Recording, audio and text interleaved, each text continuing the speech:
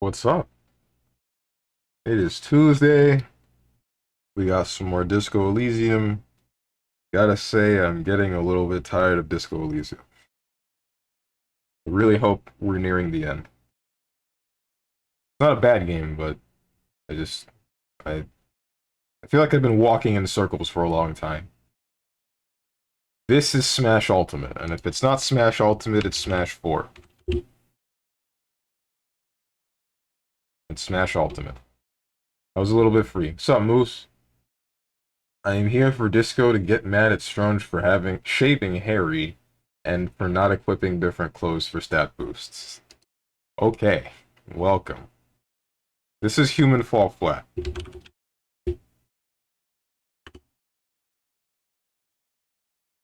Come on. Dog, bird, shark, snake, monkey. Huh? Is this Zoo Planet? Or Zoo Tycoon? No, it is not. Chicken, leopard, hunting, realism, revenge, romance, sniping? Sniper Elite? No.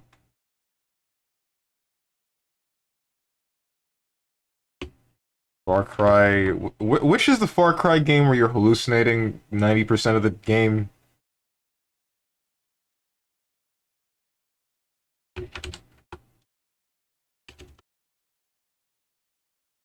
You'll hallucinate bears and various other animals. Is it 4 or 5? 6 is the newest one, right?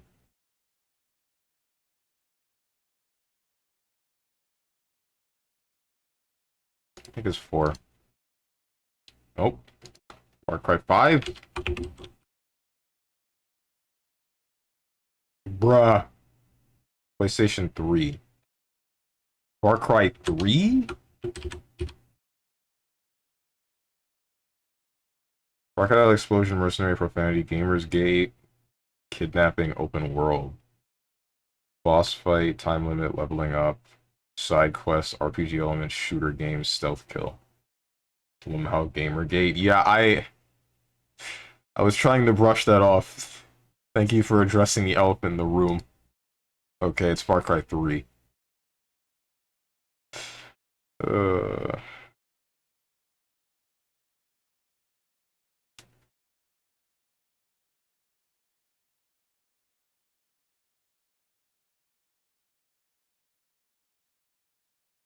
okay, where are you? What am I doing? Who am I? Where am I? You. And you. How could you be getting tired of the game that has Lieutenant Kim Kitsuragi? Because it's probably because I haven't been playing anything that's like I've been really looking forward to, you know? I've been playing this, Phoenix Wright, Resident Evil. And before Phoenix Wright it was what game again? I don't even remember. Either way, it's just it's too slow. This is why I need variants of games. I'm starting to burn out, and I shouldn't be.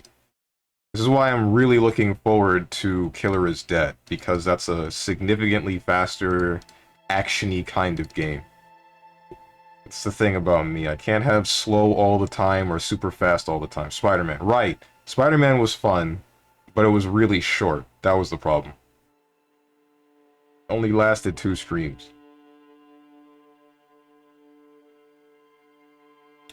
What am I doing? This. And then I need to figure out where to put myself. That is the wrong Word document.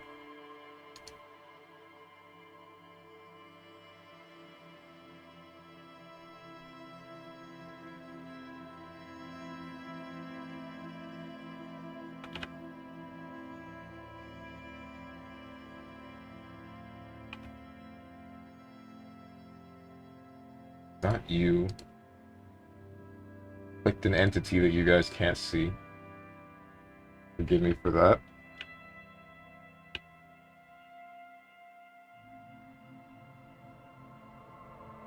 Here we go. Now we're good. Should be, at least. You actually want me to tell you how far you are in from the end? No. No, I don't. You still have a gray volition check with Class A, by the way? Probably? Did you choose to arrest her? I forgot. I did not arrest her. I know that.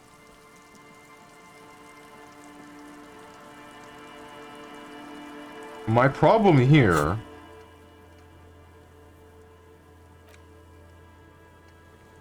Where were we? Figure out why Sona can't hear anything through her headphones. Take on la responsabilité. Estelle refused to talk about her friends. Maybe she'll open up later. Help ravers start a nightclub. Sync the signs with Noid. Check boardwalk for bullet traces. Check island for bullet traces. Do I need to pass the visual calculus check against that wall with the bullet holes for the boardwalk? That's the only thing that I can think about that would trigger that.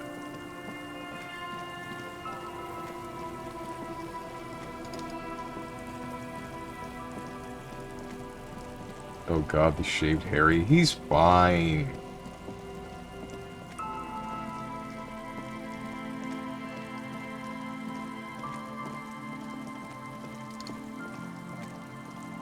A scattering of bullet holes is spread across the cracked wall, reaching from one corner to the other. Bullet holes in the plaza, bullet holes in the backyard, know about the revolution, know about field electrical. Field electrical. This, I'm pretty sure, is irrelevant. Correct. Meaning, this is a lot of bullet holes. Looks like fully automatic rifle fire. Something you don't see these days. Someone just chatting. Ah, shoot. What's up, Bible Boaster? And thank you.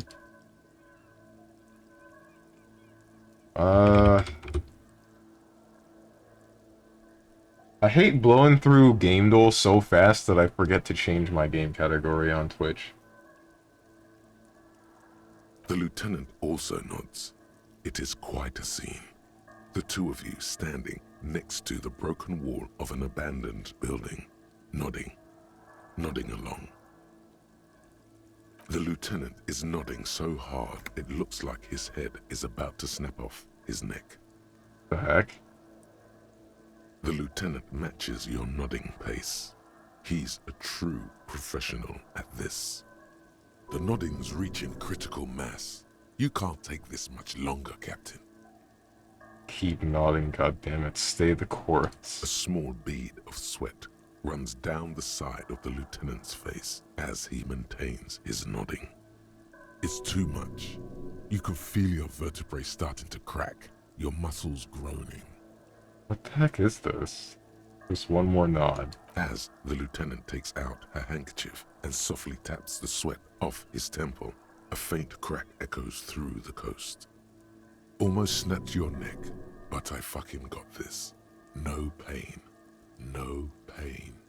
Phew. Got off lucky there. That could have resulted in a world of hurt. All right.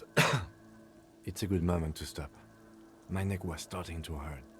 If there's nothing more, we should get going. What was that? Why did we do that?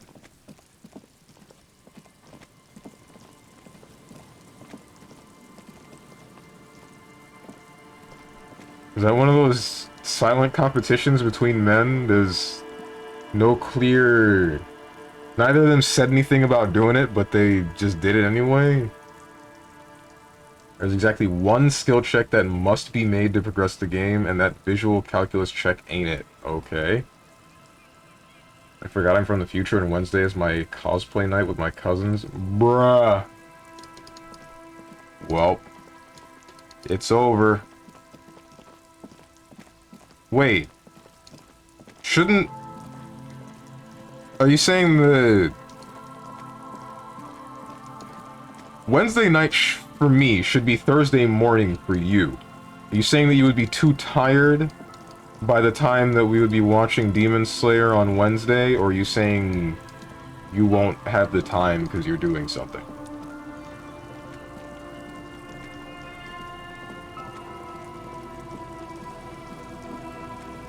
Speaking of which, don't let me forget to start the event for watching the rest of Season 1 of Sonic Prime for Sunday. Wait, do I want to watch it Sunday? Hold on. I keep thinking, do I have something to do on Sunday? I shouldn't. I shouldn't.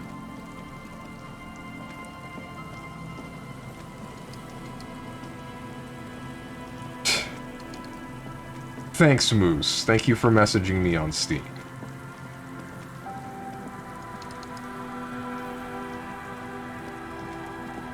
This leads to the part of the boardwalk where there's the dead guy that we still haven't moved, even though we said we would. Listen to it. No, I wouldn't be at home at all. I would be in my cousin's mansion the whole day. Just gonna casually drop your cousin lives in a mansion? I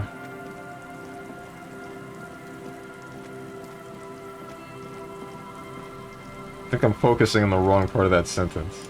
Shoot, looks like we're not watching Demon Slayer on Wednesday. Honestly,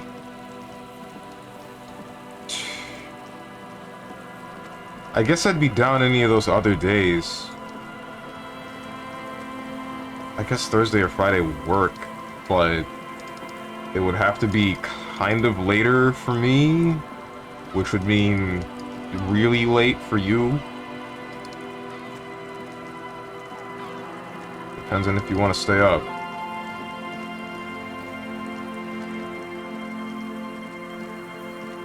What's up, Hermit?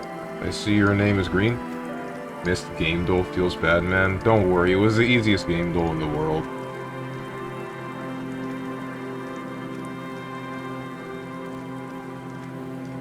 What's up, Tenjin? Hello, beautiful. Missed game duel. Don't worry, it was the easiest game duel in the world.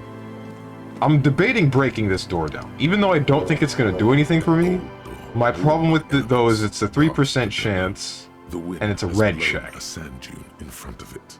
The door hasn't been opened in a long while. I'm gonna walk away from this one for now. And then I'm going to... I don't know.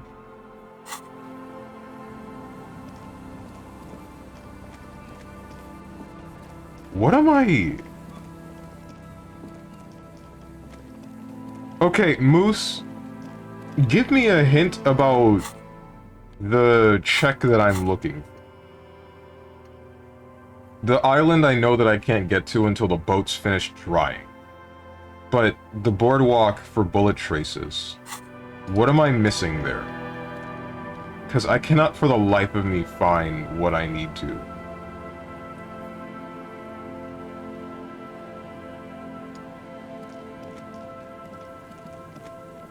This entire area is the boardwalk, right? And we only found the dead guy, the historian and his kid, and a wall with bullet holes that we almost broke our own neck nodding at. Smash Brothers Ultimate aside, did you get the artwork and keyword one? Yeah. Artwork was also first try. Keyword was, I think, third try. That's mostly because the first group of words was nothing but a bunch of animals. Not really sure what I was supposed to do with that.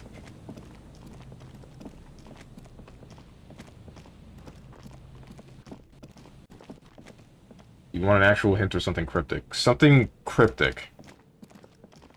As cryptic as you can possibly go for.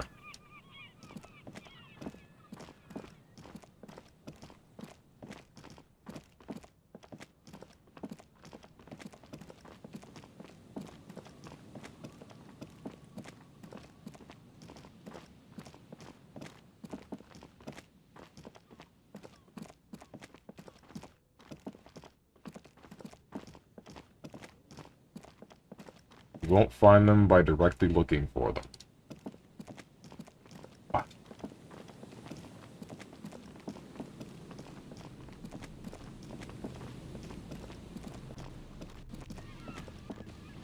where you said to be cryptic, but like, it might have been too cryptic, because that's, you're not specifying anything. Are you talking about bullet holes, stairs, gunpowder, footprints?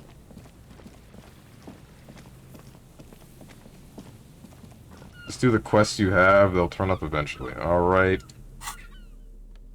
Wrong menu.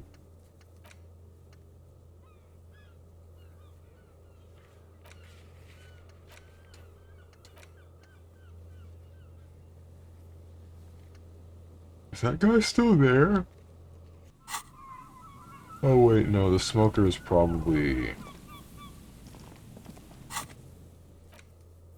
Shoot. Smoker's probably in the tavern.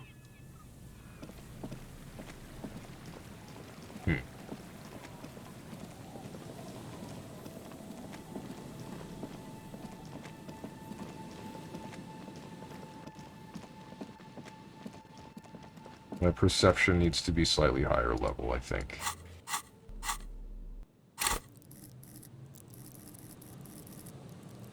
And I have no skill points.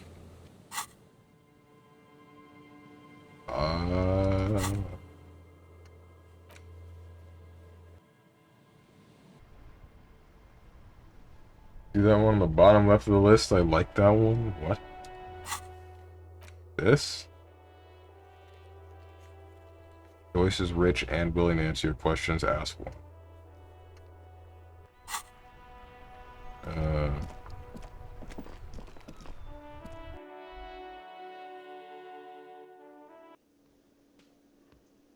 Hey, weirdo. Hi again, Gendarme. You need to talk with your Sunday friend again. It's about committee business. Oh, a committee. How interesting. And if I may ask, Gendarme, what is this committee about? Takes a measured drag of his cigarette. Not really sure, I'm just trying to reach a higher authority. About assigning law responsibility. Really not at liberty to say. I'm not really sure, just trying to reach a higher authority. Sounds like a bore, frankly. All the fun stuff's down here. In any case, I would love to help. But the thing is, I don't know where he is. We don't talk about everything, you see. He gently taps the end of his cigarette with his forefinger. He might have mentioned something about making a tour of some historical sites up the coast. In an unofficial capacity, of course. You know when he'll be back. Not a clue. I'm not his agenda keeper, you see. Hey, dude. Guess I'll have a look for him along the coast. Guess you will. Bye-bye, Gendarme. Yeah. W. Again? Nothing.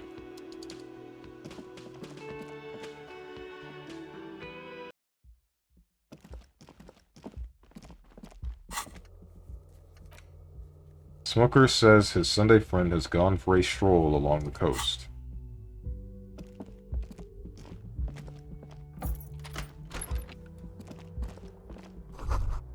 Kim tries not to look at your broken down bathroom door. Kim also tries not to look at the pile of taped viscera on the carpet, or the weird suitcase on the hat rack, or the potted plant dying in the corner. But it's all just too morbid to ignore. Okay. The man is finding it hard not to trip on the tape, and not to send any of the bottles rolling across the floor. Where unidentifiable sludge makes it hard for him to breathe. Smells of vomit in here. Sorry for this. I did it my way. Get my own little... Got my own little cohoy here. This is where the magic happens. Sorry for this. No problem, officer. Takes a step toward the door like he'd like to leave. Yeah. Alright. The bed is still cold from... A mirror hangs on the bathroom wall, It's barely cut. The sorriest cop. I'm not a sorry cop anymore. I'm still...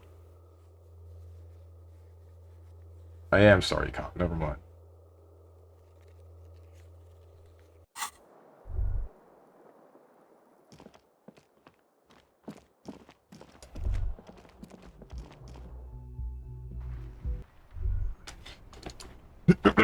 I thought I changed off of sorry cop at one point, and I guess not.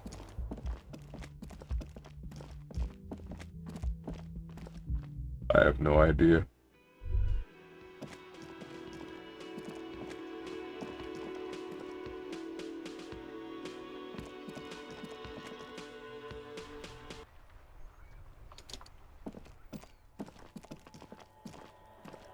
You see a set of tire tracks in the brown slush that covers the plaza. Oh. Okay. Not quite sure what to use that for at the moment. Perception. Could help them. Promise to help Sona with her project before the ravers can move in. Sync the signs with Noid, which I assume has to do with just helping the ravers. Can't do that one yet. Make Titus give up Ruby's location. Can't do that one yet. I don't care about the pants. This one I thought finished, but whatever. Find booze. Reality lowdown. You have no idea where you are.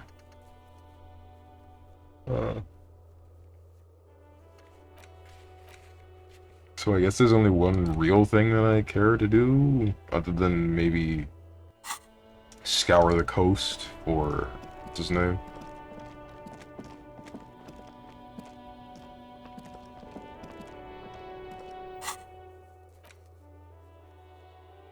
Church.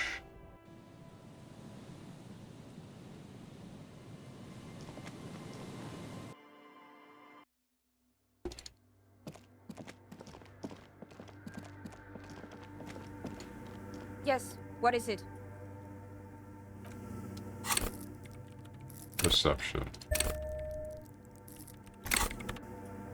Yes, what is it? 28%.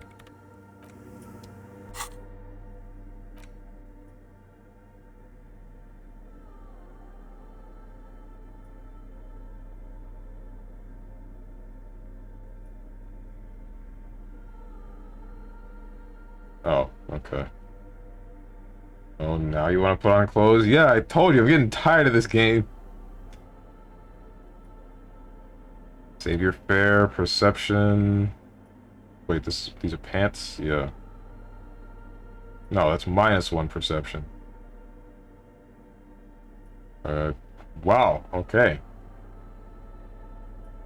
Is this even worth it? Thinking it's not. Why do these shoes make me Yes, more what is it? perceptive? Whatever. Everything Cool. disappears. You are draped in silence like a drowning man staring into his puny little headspace. And then the pressure changes. What does it mean? It feels like flying on an aerostatic, or when your ears pop, or like a subtle difference in the atmosphere, a weather change hanging in the air. What if the sound you're looking for is too low for you to hear it? Sona, take off the headphones. What if we just need a better sound system? A better sound system? Alright, but where would we get one? Suddenly, a rhythmic beat permeates the walls, causing a small patch of decorative stucco to crumble onto the wooden floor. They should really allocate some renovation funds to this place. Murmurs the lieutenant, inspecting the damage done to the Arabescus. No. What they really should do is shut down the disco men for disturbing neighborhood peace. What the heck? Yes, well, they could help with the speakers. You mean the speed freaks? She closes her eyes, and as more dance music invades the holy silence of the sanctuary. Of course! The speed freaks. They have a fantastic sound system. And you think they would help me? They would if you wouldn't mind them moving in with you. I guess I could live through a week or two of peaceful coexistence. Great. I'll go talk to them then. Sure. Let me know how it goes. Thanks, officer. Why did I even bother equipping those shoes, dude? When I'm gonna roll 2 6s. Didn't need them.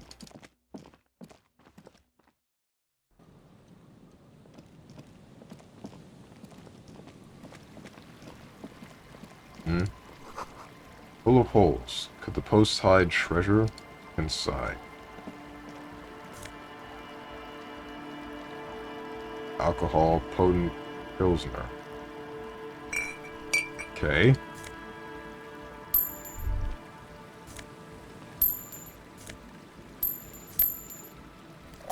What the heck is this?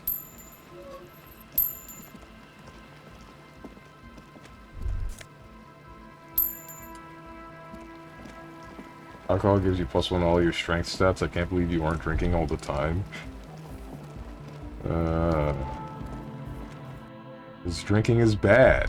Hi again. So, how are things going? Goodbye, officer. What is this?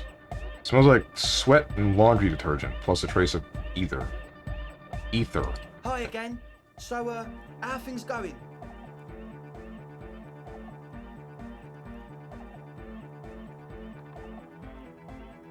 Yes? What's Here the it is. deal? Good news, I managed to convince Suna she's okay with you guys moving in, but on one condition, she needs your speakers for her project. We are grateful, Copman. You're an augury of a new era of anodic dance music. Speed Freak smiles happier than he's ever been before. You're going to have to share space for a couple of weeks until she gets her research finished. That's fine. We can manage. He grins excited. Glad I could help. We appreciate it. It's going to take us a bit to move our stuff inside. A couple of hours, maybe. Come check back later. Let's get moving. Andre waves to the other Speed Freaks. Okay then, that's that, I guess. What about, what's her name? Yeah, she's gone too. Okay.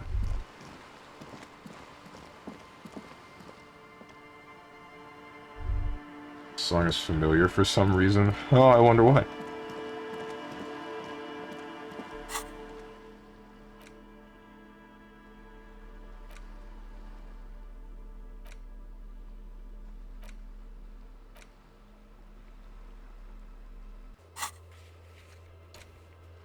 Check up on Suna's project after ravers have moved in. Help ravers start a nightclub. Visit the nightclub after ravers have moved in. Just turning the place into a drug den. Pretty sure.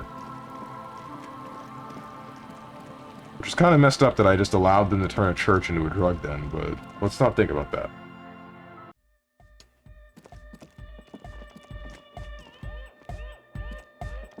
Yeah, it's all set up, man. Can you already imagine 1,000 people in here? 10,000. He waves his hand in an unbelievably lame, non-hardcore manner. Ecstatic vibrations. Totally transcendent. And I've finished setting up the new compressor too. He looks at the imposing black box in the corner that's churning out the sound. Now the only thing left to do is the name of the club. Will you do the honors, detective? He proposes the name, Andre. Acel, what would you suggest as the name? Egghead, you have a lot of ideas. No, give me your 2 cents. Suna, do you have an opinion? Damn, how would you name the club? I think I've come up with a name. Go with Acel. How about something simple? Like the club?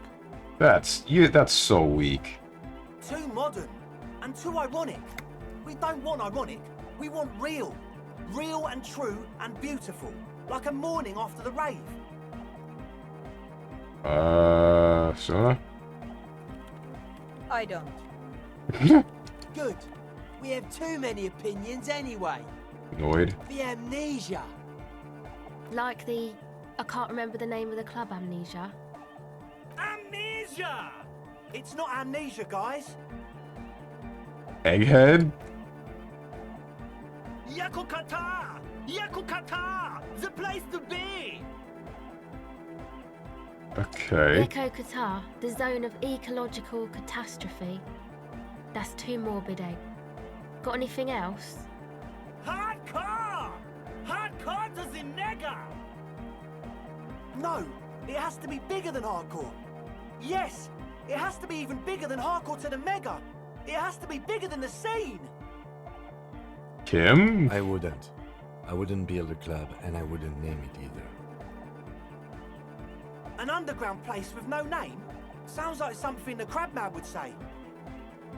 All you people are so whack. We're not going with anything the Crabman would say. Why not? The Crabman has ideas, Estelle. Ideas from another level of consciousness. I don't care. I don't like the Crabman, and I don't like his ideas. His ideas are spooky. Next, please. What do you propose, Andre? Name. Everything I managed to come up with sounds just wrong. Andre's overthinking it. Says the girl with the microphone. Yes, you should do it, detective. It would be good for the science. Noid's right. You've helped us so much. It's the right thing to do. Think I've come up with a name. You have? Well, what's the name? Oh. Wow. Okay. That's what we're doing? Wait, why?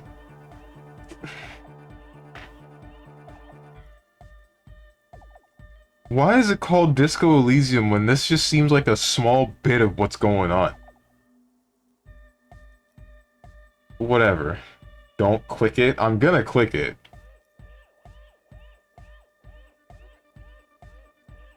Credits roll and the game ends. No, I'm definitely gonna click it. Like that DeLorean word for the world, you mean? Elysium. But Disco Elysium? Isn't it wacky? Disco's kind of gone, isn't it? Forgotten. The past is the future, but the future is dead. What? No, it's beautiful.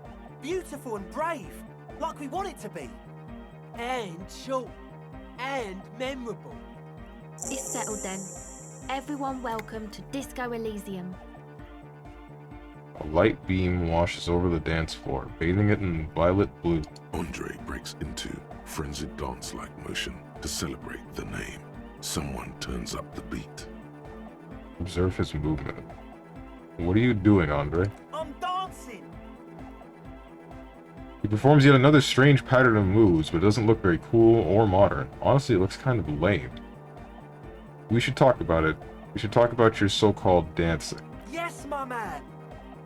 He jumps up and down with glee, his moves punctuated by the stroboscopic flash of the club lights. Talk? What is there to talk about if you can express yourself with moves? Audio waves thump against your ribcage. The speaker setup makes everything sound much better, but there's a noticeable lack of something. No words, just dance. I don't think I should try this. Let's go for it. You close your eyes and dream of the shapes your body should form to bring this strange music into life. For now, such ferocity of motion is beyond you. But just imagine the moves you could pull to this futuristic beat. Puts a grin on your face just to think about it. Even a failed attempt gets the juices flowing and repairs some of the damage done by battles lost. If you up the dose and truly dance, who knows what will happen? Whatever. Been meaning to ask you what's with the hair. It's to express my individuality. Is that a bald spot? It's hard to tell for sure with the fused together spikes, but it looks like he's balding. Or is it because you're balding? Is it important for you to be an individual? Fair enough, that's idiotic. Trust me when I say that Save Your Fair Check is one of is one you want to pass. It's too good to not do it. Well, maybe in like 20 years when I get another point to try it.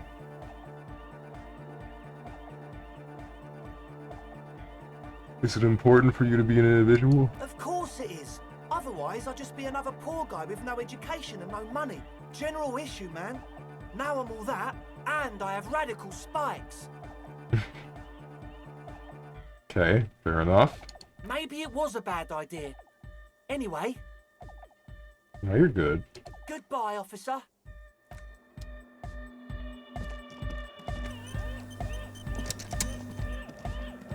Yes, what is it? How's the project going? I see that your neighbors have moved in, but all I hear is hypnotic dance music. What? What did you say? You can barely hear her over the thumping bass of hypnotic dance music. Said, how's the project going? I can't hear you! The music is too loud! The project, how is it going? Oh, the project! It's not going well! There's Why? that guy! I need him to plug a 3.5 cable into the auxiliary input so that I can route the audio signal through the mixer into the speakers. Why don't you just ask him? He doesn't listen to me! He only ever seems to care about hardcore and Yekokata! A place to be, apparently! I'll speak to him to see what I can do. Thanks! Maybe you can get through his magic rhymes! She does jazz hands to mock him. Let me know how it goes! Don't make me do this again. The Lion Church, the place to be! Make some noise, my church people! Large speakers are set up behind the young man blasting a familiar song. Vibrations thump through your blue soul. The music sounds much better in the church. A hawthorn tree on Renaissance's lane, tangled in its branches, something bronze flutters in the wind. He stands on stage behind a table, nodding along to the music and waving his hand in the air. In front of him, the audio mixer, one reel spinning. The other reel deck is empty. Cables run hither and thither. On one side, you see an auxiliary line in with the number 4.5 written next to it. Egg, can you please route Suna's signal through your speakers? To the mega! Yeah! I can route it through auxiliary. What kind of a cable does she use? 3.5 or 4.5? 3.5, no doubt about it. It's on the ground. Oh, she uses 3.5. Yeah. The auxiliary lining is 4.5 millimeter. These two don't mix. Oh no, we're going to be in this church forever. Don't worry, I have an adapter for it right here. He searches for the cable on the ground and picks it up, looking at the jack. Hang on, this is a 4.5. We're all good, people! With a grin, he sticks the plug into the auxiliary line and you hear a satisfying click. Whoa, thank God. Adapters noticeably degrade the sound quality. Great! Someone got through to him!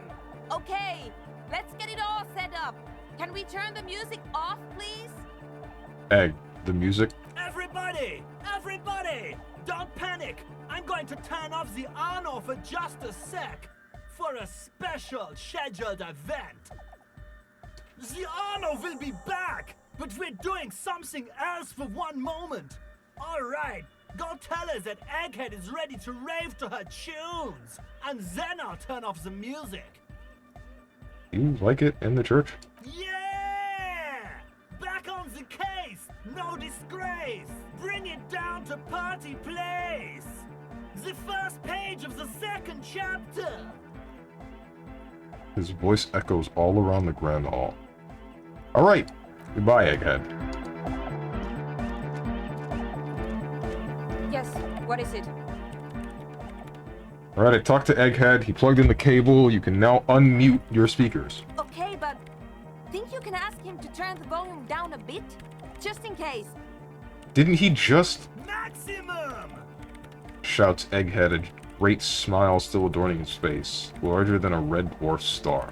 Maximum is the only way! I know it is, but could you please turn it down just this instance? Just this one time? Maximum is not the only way, okay? Pump it to the brick! Pump it to the hard master! There's no other way! Glue style! Glue style? What does that mean? There literally is no other way. The mixing desk is glued to maximum. What? See? He pumps it to the hard master. It's hopeless. I think what Egghead is trying to say here is that the volume button is stuck on maximum. Of course it is. She shrugs, co-signed to her fate. Yeah! Permanent enlightenment! Ray of sound! Never mind then. Let's get on with our project. I'm going to unmute the speakers on a count of 5. Everyone ready? She looks around the church. Egghead pumps his hand up in the air, waiting for the beat to drop. Born ready. Says Andre. Ready. Yells Noid. I'm ready if you two are detectives. The lieutenant nods stoically. Not so stoically, his hand moves to the gun holster. There's tightness in your chest. Anxiety. Alright, let's do this. 5, 4, 3, 2, 1. Mute disengaged. She lifts her hand from the keyboard. Complete silence fills the room. No wind outside. No waves. No floorboards creaking. Total, continuous silence. This is unnatural. The woman looks around. In the silence, you see dust move on the floorboards. The driver of the speaker vibrates in the air and then stops. Plasterwork begins to crumble down the walls. In the silence, a low hum starts creeping up your spine. It's a song inside you, not in the speakers, not in the room.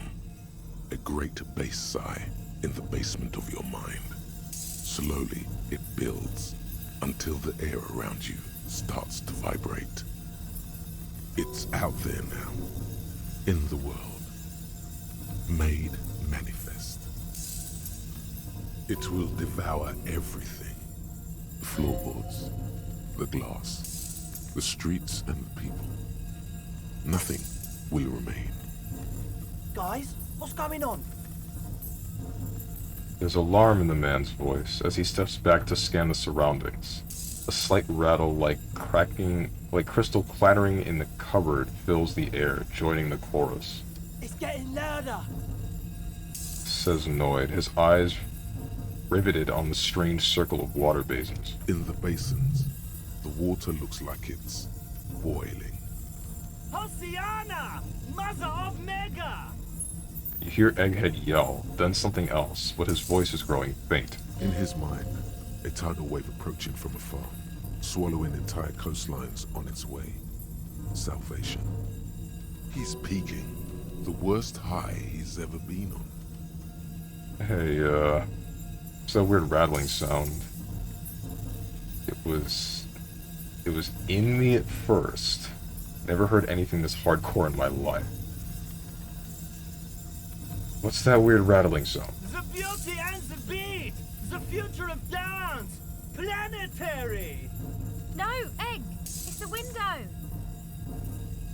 The glass shards around Dolores de Count's heart appear to be vibrating from the sound. It almost looks as if she's alive.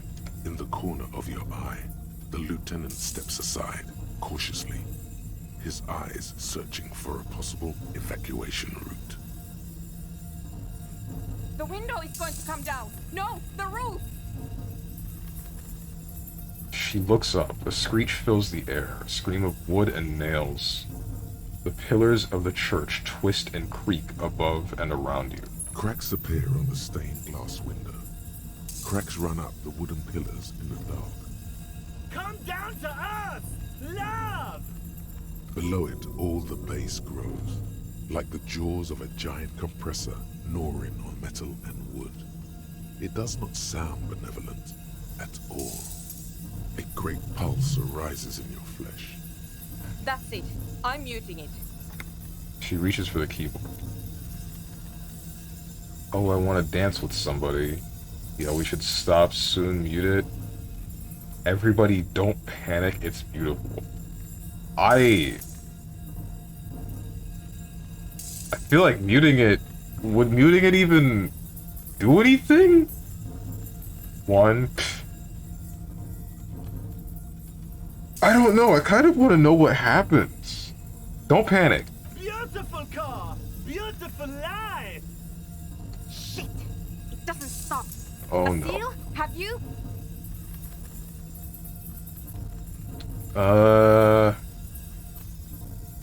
Yes, I've turned it off. She yells, holding the contact mic in her hair. Andre, pull the compressor. The place is gonna come down. Fuck! I can't shut it up. The signal's passed. It's not in here. It's... This is it. A great roar. The vault of the roof twists above you. Glass shatters somewhere near the door. It's coming down. Egghead, can you stop it? And then it stops. Totally and utterly. As if there never was a sound. Only your ears still ring from the shock. Everybody is staring at Egghead, holding a dangling cable in his hand. A black 3-pin connector. Egg. I pulled the plug. It was getting too hardcore. You did good, Egg. Most of the place seems to be intact. Fucking hell. Programmer lady, tell me you were recording that. 4 years. 22 people. Millions of reals. All that time? This is what we were up against. Just erased it. Suliswolf isn't gonna believe this. Yeah, but did you record it though? It was dope. I think we can use it. Yes, Andre. I recorded it. Damn, I need to send some letters now. Thank you all for doing this. Eggman, you too. And you, officer. I don't know what we've discovered, but I know what it sounds like now. That's a start. Him, what did you hear? It was very hard not to. I think you're right. There is something going on here. And you need to be very careful with it. I promise, officer. We will not play it again. What was that? I've never heard anything like that. It was mathematical information from the anomaly, presented as a waveform. That's what it was technically. Theoretically, She shakes her head. I have no idea. I've never even heard of anything like this. A voice seems muffled in the silent church. It's your ears adjusting after the exposure. Going to write Celisol? Yes, our lead designer. And maybe some of the producers too. And some of the writers. If they're sober enough to open a transmission. They need to hear. That it wasn't her fault. Or theirs. They need to hear about this. Don't worry, I won't send the recording. Although I doubt they have the speakers to produce the frequency anyway. What happens now? Are you going to... Stay here. I'm going to stay here with these lunatics. Send letters, maybe meet Suliswolf. Also devise further measurements. I want you to know that's totally chill with us. I don't care, but thank you anyway. That's the best she can manage for Andre. It's quite a lot in truth. For her, at least. Now, I have a theory to come up with. Some kind of preliminary explanation to all this. Or the letter will sound like I've lost my mind. Yes, and we have to get back to stabilizing Martinez. Instead of demolishing it with loud bass noise of unknown origins. Some tiny hard thing lets go in your stomach. You're still alive. You don't know enough about the world. But that Joyce, if you knew all she knows, could put it together. Pale unknown. 2mm hole in the world. So talk to Joyce, I guess, and then find out more about everything, really.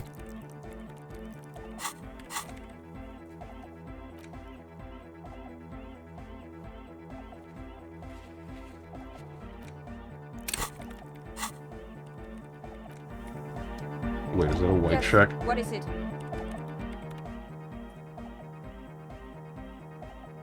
White check. Alright, let's try it. All you hear is silence in your head. Damn.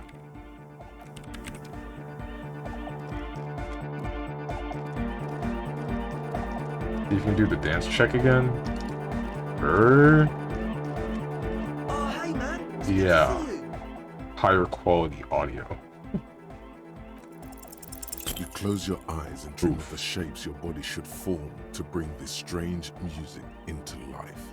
For now, such ferocity of motion is beyond you. But just imagine the moves you could pull to this futuristic beat. Puts a grin on your face just to think. Goodbye, officer. That's that. Alright, you're wearing like 2 clothes that lower your savior fare. Oh, am I? Oops.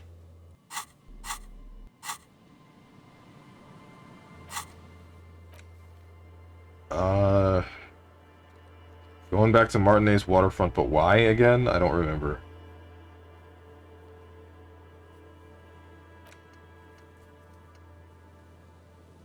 What do I need? Oh, I need a Joyce.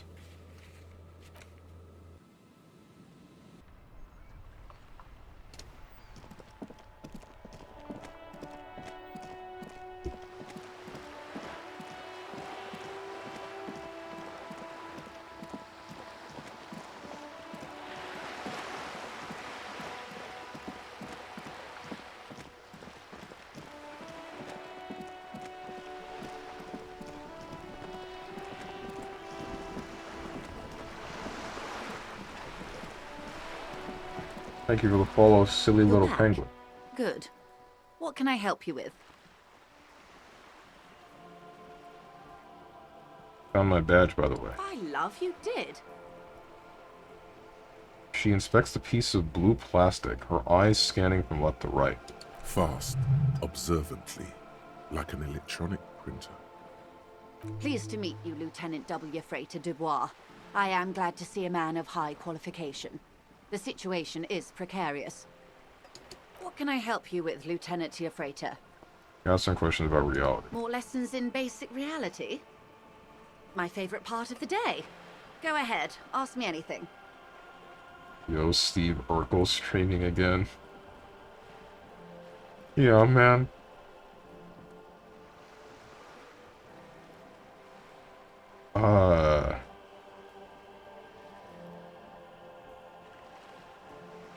What is, think of something close to you.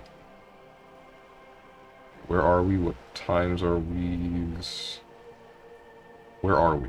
We're in Martinez, baby. Baby? A casual term of endearment popular among the 50-plus crowd. It's a disco holdover, pay it no heed. I'm a disco holdover myself now. What is Martinez? Martinez is a district of Revachol.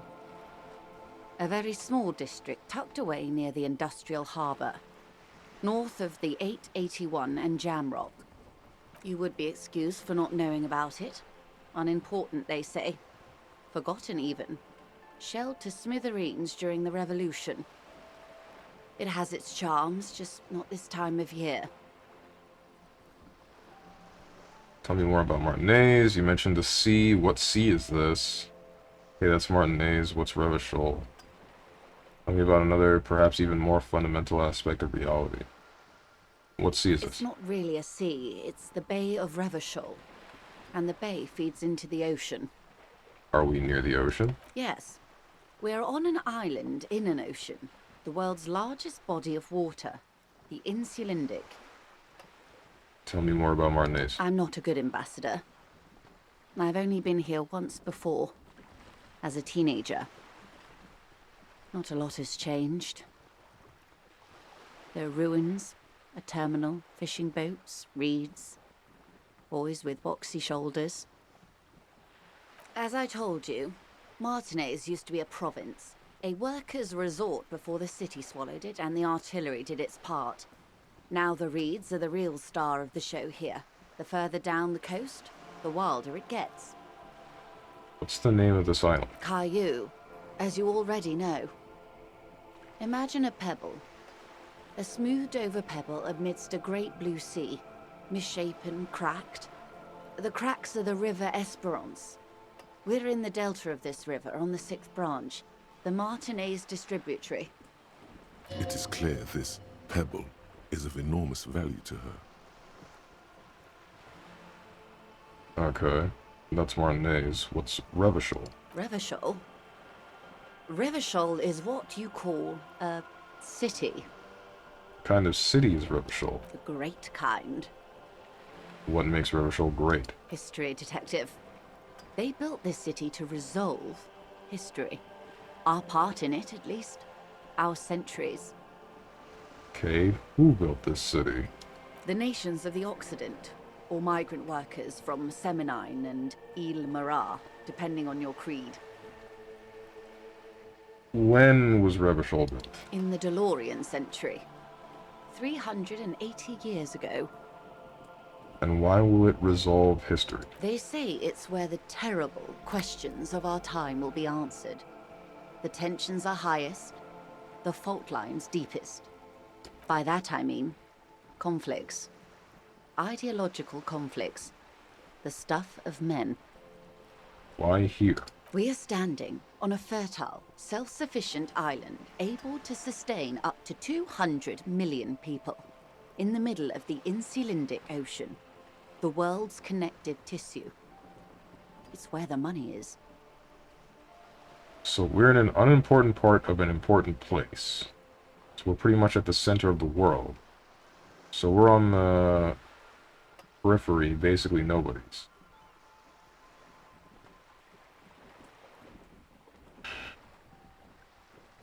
Sounds like we're in an unimportant part of an important place. I think it's fair to say so. Martinez is about...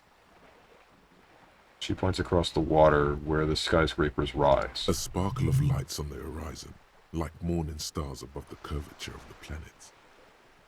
22 kilometers from the center of the world. That soldering iron is the bank of the world building. The bottom floors are Insiacom. Coalition government, Insulindian Mission Command. Up to the sea. Silence. She lowers her hand. The water, the light. It's as though you're seeing it for the first time. There is no recognition, only the immensity of the sea and the cold radiating from it.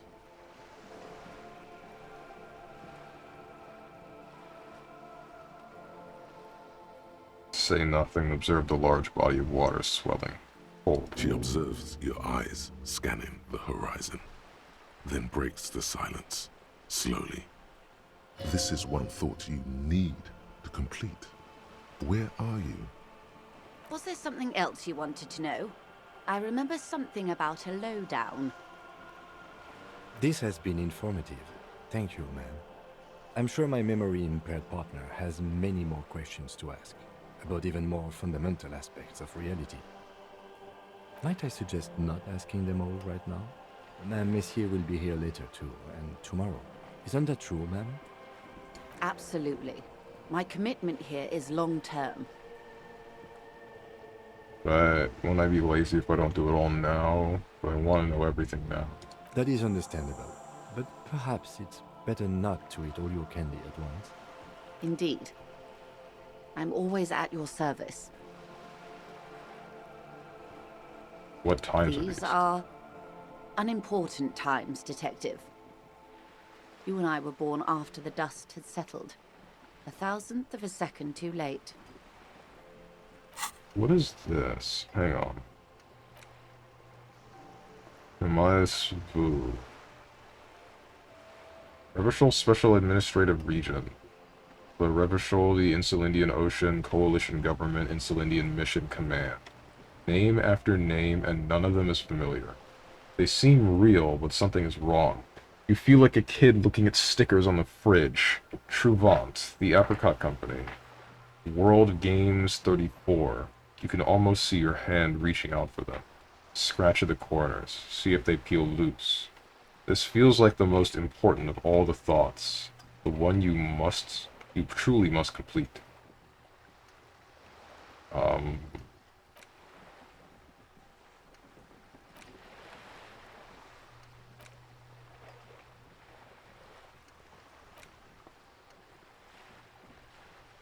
All endurance white checks unlocked. Learning cap for endurance raised to 4.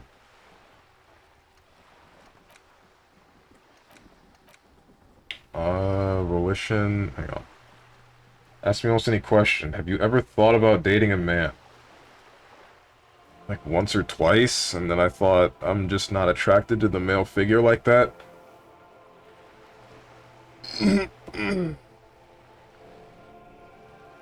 It's just not for me.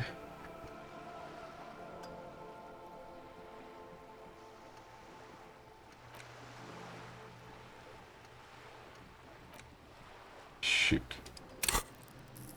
What other thing can I use this point for?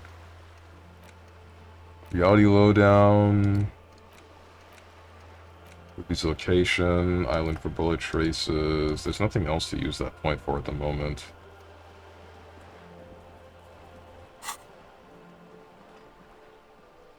So I guess I'll just do this. And then I'll internalize this.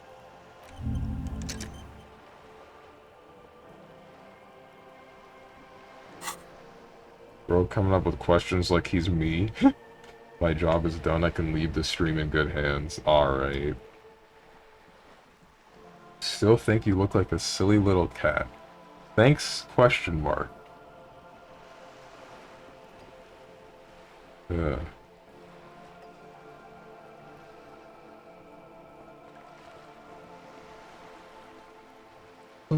Too late for what? Got another question. Too late for what? For the big time. Her eyes light up. There's a flash of teeth. The smile of a predator. No doubt what she's got in mind. What's the big time? The revolution. Heh. And what is this revolution I keep hearing about? It's quite easy. Every 100 years or so, our species gets together to decide what's next, who gets shot in the head, and who gets the mineral rights. It's a real kerfuffle. That's one way to put that. Would you say it was a bunch of apes duking it out? Who got shot in the head? Who got the mineral rights? When was this kerfuffle? Who got shot in the head? Those would be the communists. Generally speaking, 40 million people got shot in the head during the World Revolution. But the communists, they all got shot in the head. Oh. Oh, and the anarchists too. They shot them well. So well, one forgets they even existed. Did the communists and the anarchists shoot back? Did they ever? Before they got shot themselves, they shot 2 million people. Sounds like they should have shot more people in the head then. Truly a kerfuffle. Yeah, it was a kerfuffle, all right. Lieutenant mumbles from behind his notes. Yes, the Insulindian deluge, they call it. Gonna go play Apex. See you tomorrow, Steve Urkel. See ya, Penguin. Hope your day and Apex games go well. Anyone else get shot in the head on the opposing side? Oh, lots of people. Even the king got shot in the head, or thrown beneath a horse, or drowned. Accounts differ. It was unceremonious. Just as well, he wasn't actually the king. Just the king's nephew. The real king abdicated and lived out a long and productive life as a venture capitalist in Grad. Nice. Oh wait, is she talking about the dude that what's-his-name saved? got his jaw shot off, crushed by a horse, and then I didn't know about the drowning part. No, wait. The other dude got his leg crushed by a horse. Unless the horse crushed a boat.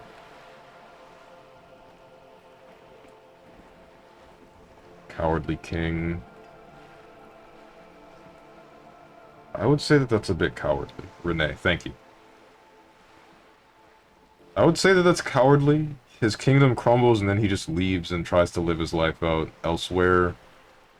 Didn't even, or it doesn't sound like he even attempted to save it. I prefer the term risk-averse. King Guillaume was nobody's fool. He could smell a PR disaster brewing, so he got out alive, and his nephew Fricelle got shot in his place. That's stupid. Him and tens of thousands of his wonderfully fascist kingsmen. It was a wild time. You got the mineral rights. The liberals got the mineral rights. And by mineral rights, I mean everything.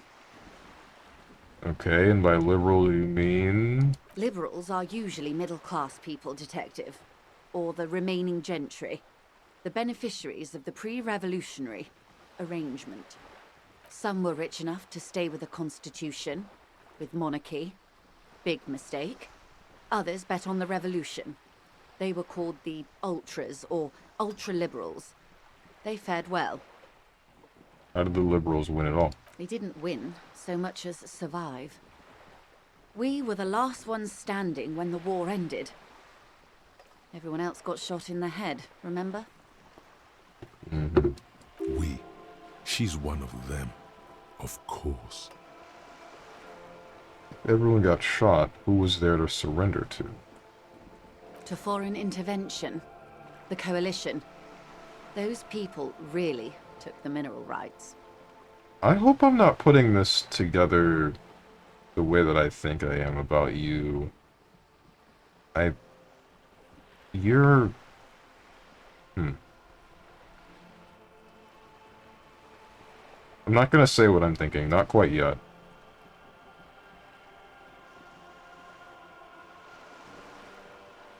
Wait, you just said the liberals already took everything. Who are the coalition? Who are the coalition? The coalition of nations. Grad, Mesk, Vesper, Messina, Oranje, and Sur-la-Clay. The armed center of the world. They landed here and ended the revolution. It was the moralist thing to do. There is bitterness in her voice, tempered with understanding. She is critical, but ultimately understands the cause. Moralist? The moralists believe in keeping everything exactly the way it is. They believe in mineral rights, and not shooting people in the head. At least not in the same manner and volume as the others do. They are the long-standing provisional rulers of Revachol now, the coalition government. The rulers of Revachol, and also the world. These guys are strong. This is their zone of control. They embolden the RCM with crumbs of the same law they took. Technically speaking, you are a moralist. Don't think I'm a moralist, man. Not just technically, practically as well. I like what I've heard about these people. If always picking the option that doesn't commit to anything, then hell yes I am, and also not.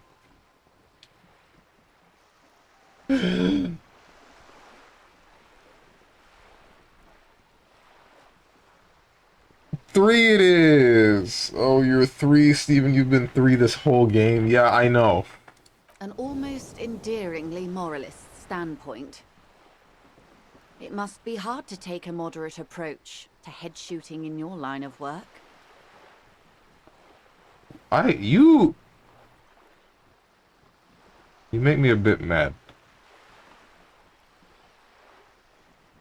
When you say it was a bunch of apes Why, of duking it course. out. We're talking Duke Out Central. Full swing intra-species warfare. And the apes, were they evil? No, I would say the apes were neutral.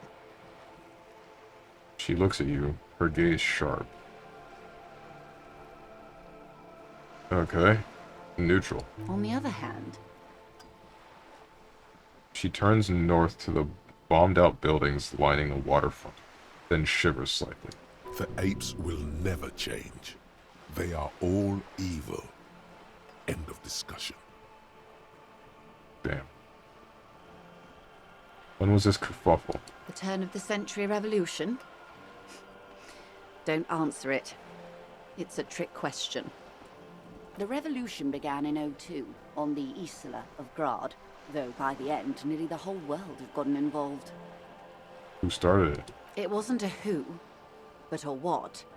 A pandemic of Zarat, a particularly virulent prion disease, which the authorities in Grad proved unable to contain. Then Marzolf came along and overthrew the government. What did this Zarab do? It made people overthrow their governments. Wow, really? Of course not. It was a highly infectious microorganism that destroyed brain tissue. The actual causes of the revolution were material. The pandemic only provided the spark. Where did it spread from there? From Revachol and Grad? Not far. The world managed to cauterize itself. Marzolf's government was overthrown in '08, and the coalition crushed the Revachol commune 2 years later. It was the end. What came next? Why? You and I, officer. Our lives in the zone of control. What is the zone of control? A city-state divided into free market zones under the everlasting interregnum of the Coalition of Nations. And you, of course, the citizens' militia. The clatter of typewriter keys fills the main hall of the reappropriated silk mill. Precinct 41. Chad Tilbrook presses enter. Outside, Officer Elfboy Williams slams the door of an armored motor carriage. The zone of control is the third incarnation of Revachol, after the failure of the suzerain and the commune. What happened in the rest of the world? Modernity. They developed the marvels of the inter-islary communication. Telematic milieus, radiation, colored plastics. Meanwhile, in Revachol West, the aftermath continues for the 5th decade. Been like this for how long exactly? 43 years. Hard to fathom, I know. What have we been doing all that time?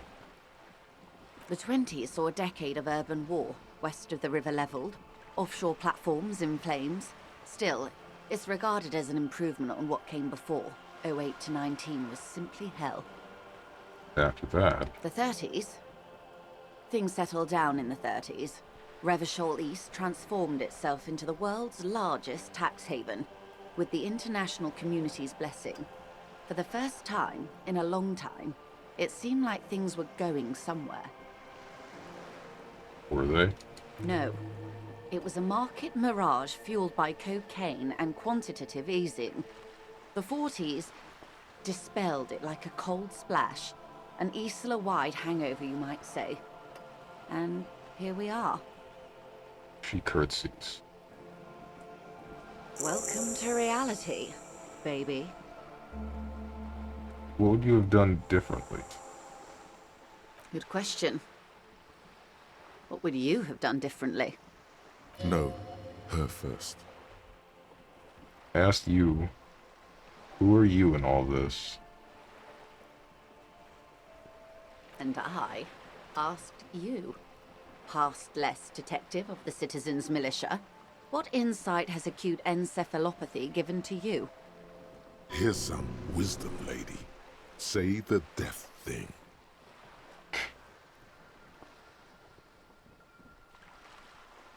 Right, half-light? Would have sought a medical solution. Sounds like Zaroth drove those people mad. Would have killed more. 400 million if that's what it took. Would have made off with the mineral rights. I don't know what I would have done differently. Okay, so Zaroth is the trigger for the entirety of the revolution involving the communists, correct? There's conflict going on already, but then that hits, and everyone just thinks, okay, I've had enough, and they start fighting their own government, right? Why? I don't understand the relation between the two. Why would this plague exactly... I guess if it's that the king himself didn't do anything about it, then everyone would get fed up, want a major governmental reform, and then to actually solve the problem. But ultimately, it seems as though it didn't do anything. Mostly because the coalition had to stop everything going on.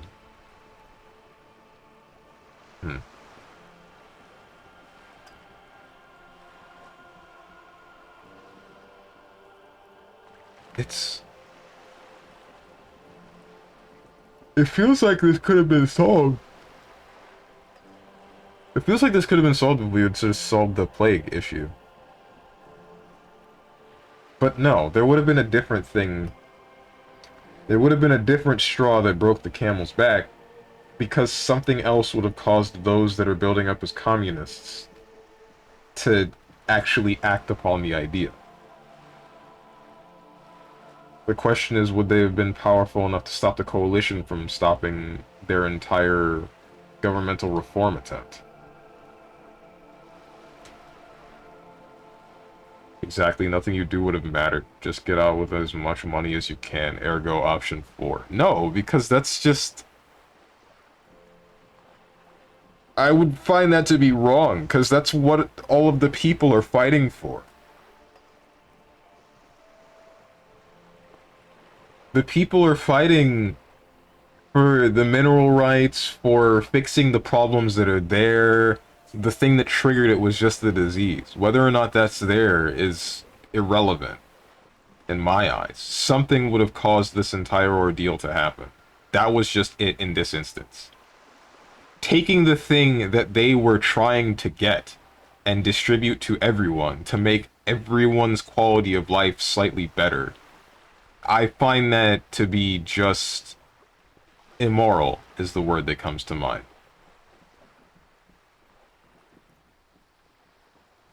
Killing more, I don't believe, would be a solution.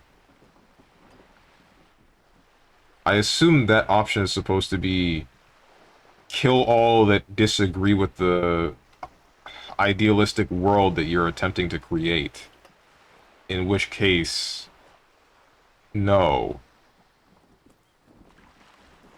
No, I don't agree with that one at all. The only thing I guess I could say is I don't know what I would have done differently, because there isn't really much to do. Everyone loses no matter what.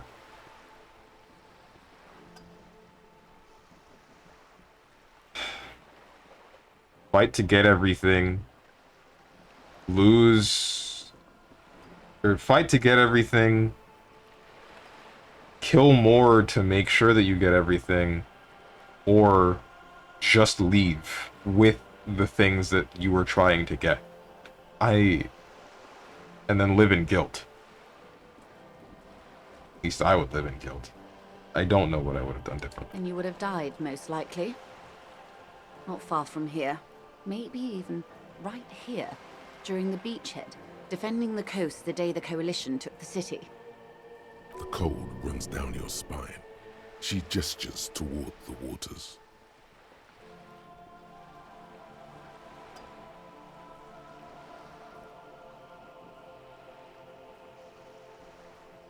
Probably. Well, I want to say this. I wouldn't have fought with any communists.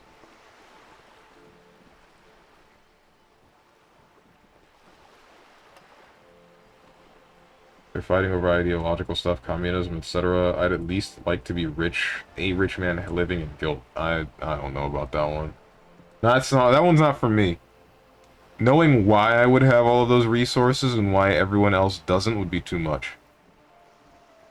The wind stops. There is silence on the dark water of the Martinez Inlet. A dog barks. A gunshot echoes off the walls of some distant building. Then you would have died fighting against them. Long before the beachhead. Our time is a shadow cast by that day. Enough about the times. They are what they are. Who knows? An afterbloom may yet come. Anyway, enough sentimentality. Is there anything else you want to know? Now's your chance. Ask her who she is. She won't get out this time. What's up, Risen? So has your stance on capitalism changed while playing this game yet?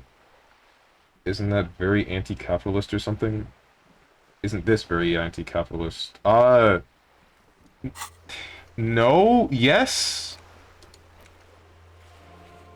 The only way I can answer that question is...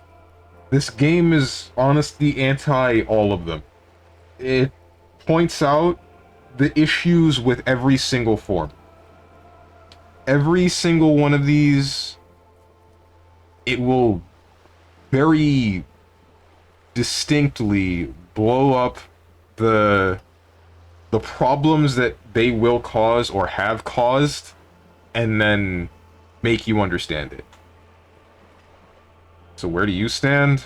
Moralism. Where the problem with that one is mostly that nothing happens.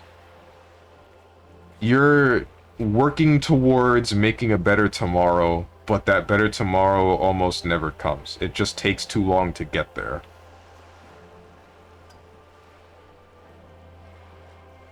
Fascist 3 points. Yeah.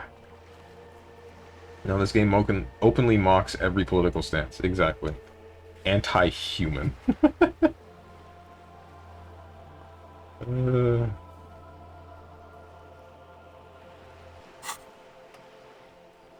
Seriously, I want to know what you are. She won't maneuver her way out of this one. Stop dodging. What are you? I am the vilest of the vile. A traitor. A devourer of nations and infants. I am an ultra. She raises the corner of her mouth, smirking, revealing a canine. It's sharp. Wait, what's an ultra? Dios mio, draw a cross, a liberal? Cool, I liberate pretty hard myself. I don't understand what's so vile about that. What's an ultra? An ultra-liberal. It's a type of liberal. From the revolution. It's, not the moderate kind. I know she kind of explained that, but...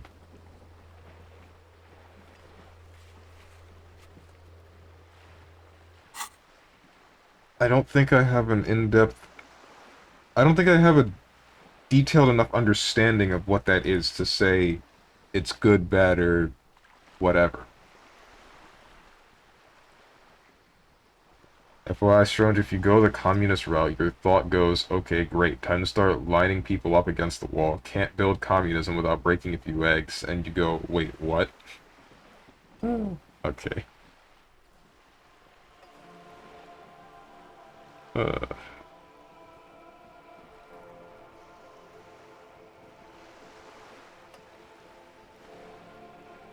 Don't understand what's so vile about that.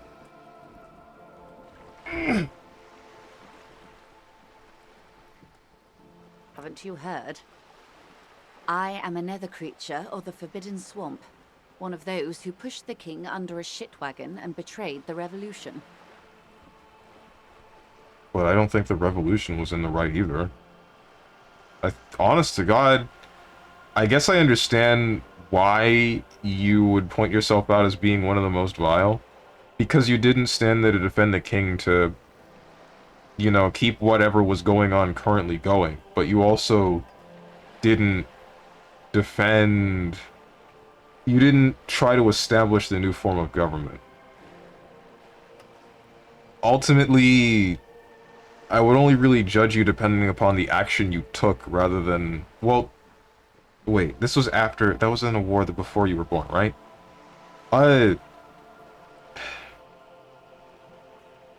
Honestly, I just can't judge you for that at all. We surrendered the nation to financial colonists. No saint person identifies as an ultra anymore. Not in broad daylight. Tell me, now that I've uncoiled myself, are you repulsed? No. In her green eyes, you see a mixture of truth and self-satire. Decades of guilt and pride. I forgive you, but only because you're charming. I don't care. I don't care. I mean...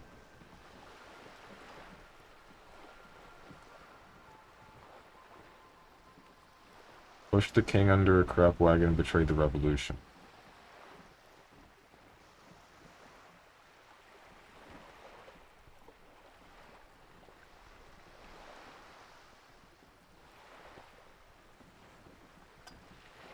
So, you're part of the reason that the coalition was able to step in and do what they did.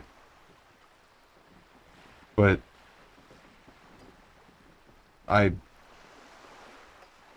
Is that a bad thing? I really don't think it is.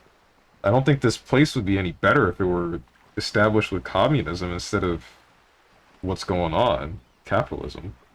It is capitalism going on, right?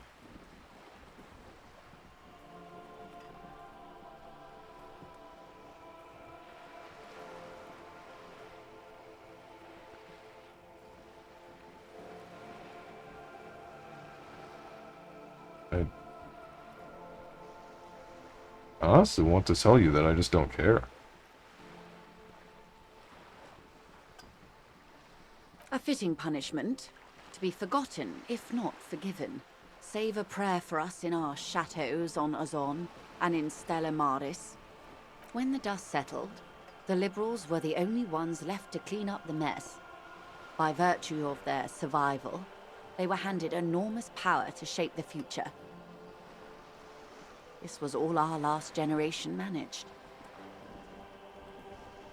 Would you have done something differently? With due respect to our overlords, the eternal caretaker government that keeps Martinez a monument to the efficacy of its artillery. While a gentle wind sweeps the streets in the rebuilt east, light drizzle washing it clean, lights go up and motor carriages circulate the tracks. I would not have relinquished sovereignty to the Coalition. Not here in Martinez, and not in the Stella Maris or Delta Beachheads either. If not for my own sake. She realizes her small, cold fists are clenched. She loosens them. Then for my daughters. We had an obligation to defend our sovereignty. We should have burned the whole Isla down rather than let them have it.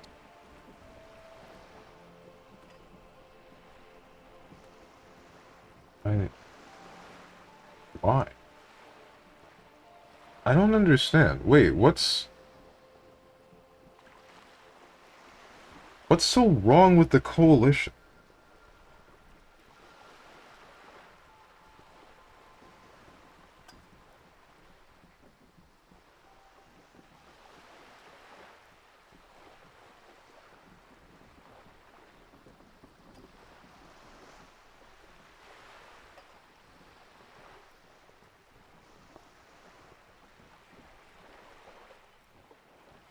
You have daughters?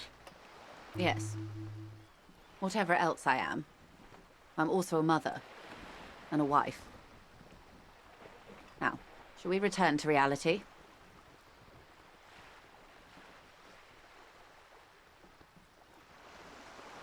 This. 6 kilometers southwest, in the Valley of Dogs, Junior Officer Chad Tilbrook takes aim at a rabid black dog licking its wounds in the grass. To his left, his partner, Emil Mullins, whispers, "You heard what happened to Tequila Sunset in Martinez?" "Yes, he lost his mind," Tilbrook answers, fingers on the trigger. "Don't worry, Emil." He pulls it out slowly. Slowly now. He'll find it again. We always do. What am I? You? You're an officer of the RCM. She says energetically. The Revachol Citizens Militia? Preciso mundo. Good. And what is the Revachol Citizens Militia? Nothing more nor less than the de facto law enforcement body of post-revolutionary Revachol, Detective. Yes, we are the Revachol Citizens Militia.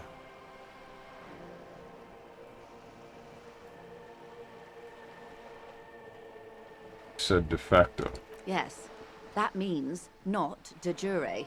The RCM acts in what is poetically called the twilight of international law, both at the behest of the coalition government and to its chagrin. What do you mean? The RCM's responsibilities are defined by the Emergency, Wayfarer and Aliments Acts, three pieces of legislation keeping the city in a, let's be honest, laissez-faire stasis to the benefit of foreign capital. All three are good to know when we are out policing.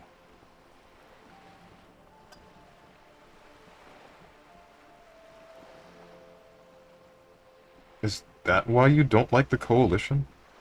Just because their actions keep this place to be, keep this place being a bit of a crap hole? I guess that's understandable depending upon how attached to this area you are.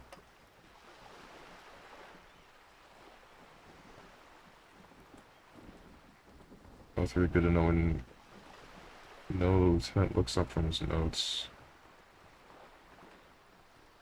Basically a lackey of capital, basically a thrall to foreign interests. Basically one of the good guys. Going to avoid this subject, and that's the next question in this line of inquiry.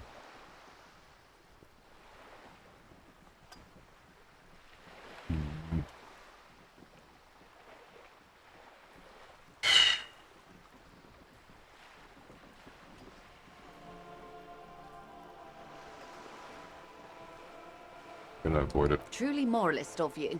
The coalition government would applaud you for staying out of politics. And yet, there's nothing basic about your role, Detective.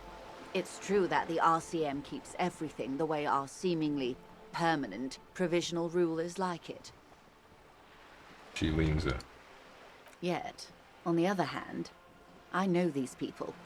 I deal with them daily. Let me tell you, dear, they are not fans of you. Why? The post-revolutionary decade was a disaster for the coalition government. Revachol in the 20s was hell, especially on the west side of the river. Gang warfare, a botched privatization scheme, a nuclear pile meltdown. They called it the international zone because no nation wanted to claim responsibility. The RCM restored peace where the coalition failed. A true blue citizens' initiative. They will never forgive you. That's somewhat of an exaggeration. In reality, ours is a mutually beneficial arrangement.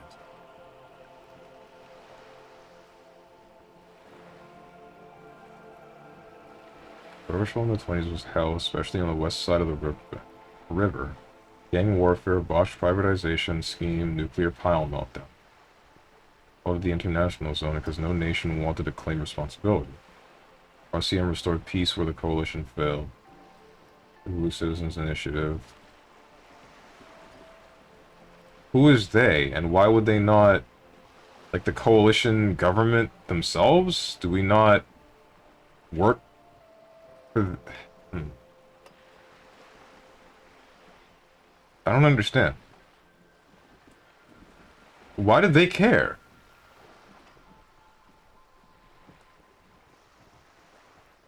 If it was gang warfare,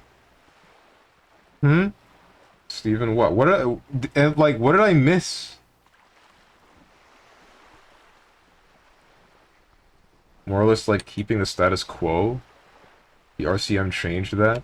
But they changed this entire area for the better. Or at least they're trying to. Moralists hate change? I don't frickin'... No, okay, moralists... Isn't the whole point that you're trying to make it better. It's slow incremental change, not hating change in general. It's trying to fix things over time without bloodshed or various problems for people. Yes, RCM was sudden dramatic change. They did it way too fast. But they're doing it to stop things like gang violence and the botched privatization and then the nuclear pile meltdown. Like, there were problems and they got up and did something about it. What's the issue? Talked with Sunday Friend. You think he would want it done that way? What's up, Gert Locker? See you posture checked me. And I'm thinking just why do they care? If they were neglecting it so hard that all of these problems were happening and no one was doing anything about it, and then some group that they don't have total control over fixes it themselves, like the RCM, and they still have a established rule. They have a rule set that they're abiding by that does not immediately cause people to just die or something. Why should the Coalition care about their actions at all? We're talking about how Strange doesn't understand anything? Yes. Oh, no. He would point out that all those things, the meltdown, the botched scheme, were the results of trying to force change too fast. Even as mad as the moralists, as presented in this game, do not like the RCM restoring order. I'm gonna continue. At least a little bit. Ravacholians get to keep the peace in Ravachol, and the Coalition doesn't have to worry about it. Anyway, sorry to intrude. You see? Like, Kim's spitting what he said what I'm saying. The Coalition doesn't have to think about any of this. Why would they care? Yes, Lieutenant. Permit me to conclude with this. Who you are, to me, is the police. The only legitimate law enforcement authority in Revachol.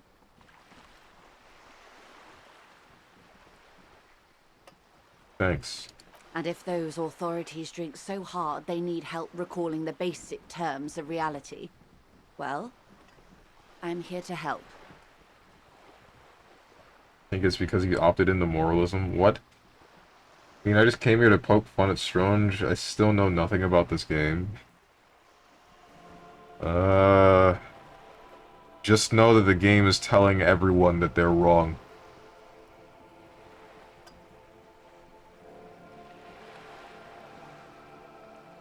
Conceptualization. Glad to have been of assistance.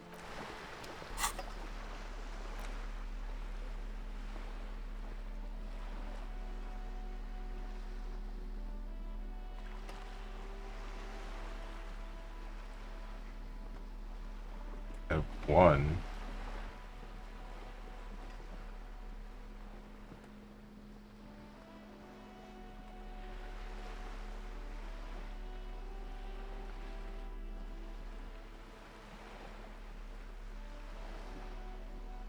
This is nothing. Why did I bother? Whatever, Well, Joyce. Good. What can I help you with? More lessons in basic reality? Didn't do anything for Favorite me. part of the day. Go ahead, ask me anything. What is all of this? The scent, the sound, the air. Oh my god. Why did I bother changing the clothes? I don't care. No. I don't care. I don't care. It's all good. Certified bra moment. What world? The only one, I suppose. The world of matter. And its pale antipode. The camera of her mind glides over the surface of the water. What do you see? Great bodies of water. Forest-covered surfaces. Clusters of light where the cities lie. You've seen the montage. We all have. This world is enough. There is a term of endearment they coined for it in the DeLorean century, when humanity was high on this world, discovering more and more of it, these archipelagos included. Elysium. Wait, is this the one... Wait, is this the one with the evil apes? Elysium, the world needs a term of endearment. World does not deserve a term of endearment.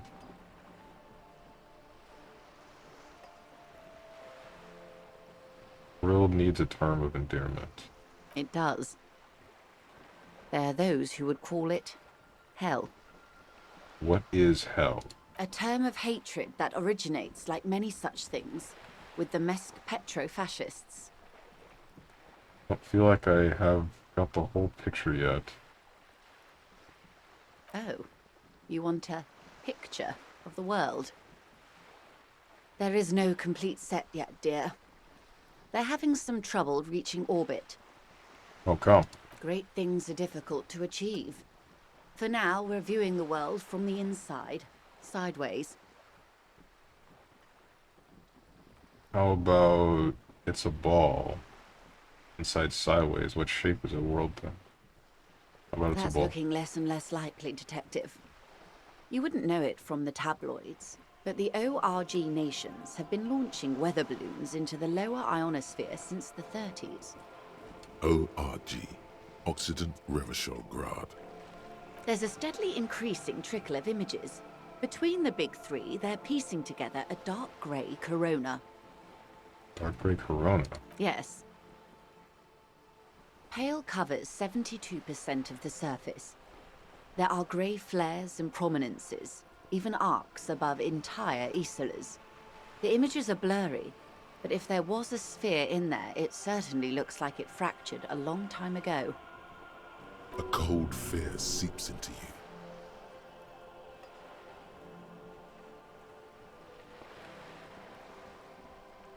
Pale? What do you mean by corona? My god, wait, what the hell are you telling me? You seem to be spooked. Please don't be. Her voice becomes homely, calm. She lets a moment pass. The pale, and what do you mean corona? They say there is a rarefied envelope of matter surrounding the darkened disk of our planet. That is, if we are still living on a planet. Or, to speak more plainly, imagine vast swathes of land disrupted by nothingness. I am sorry, dear. It must sound quite terrifying through the acute encephalopathy. Even scientific positivism isn't entirely convinced about what we're dealing with here. But this is one of the greatest questions of our time. Maybe when they get the complete set together, it will jolt us out of our rut, bring us together, however naive it may sound. Fractured corona doesn't feel like it's gonna bring anyone together. Okay, then everything will be okay. Wait, okay. I'm having trouble picturing what she's saying. We're not living on a sphere, we're living on a broken portion of one?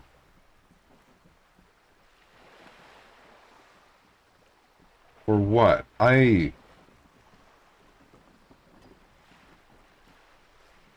like a disc? It's hard to understand what it is that or that she is describing.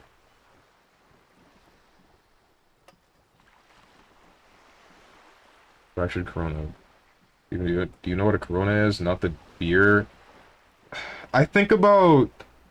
When I hear corona, I think about the ring of... I think about rings.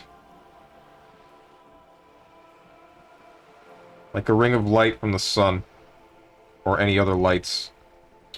The things that I see when I look at stuff without my glasses. Yes, imagine a big circle, and in that circle is the world. Circle of light. So, we're just on a ring. And then there's a massive patch of what quite literally could be nothing connecting one side of that ring to or in the center of the ring. That's what she's saying? 72% of that world is covered in pale. Okay. That's actually kind of terrifying.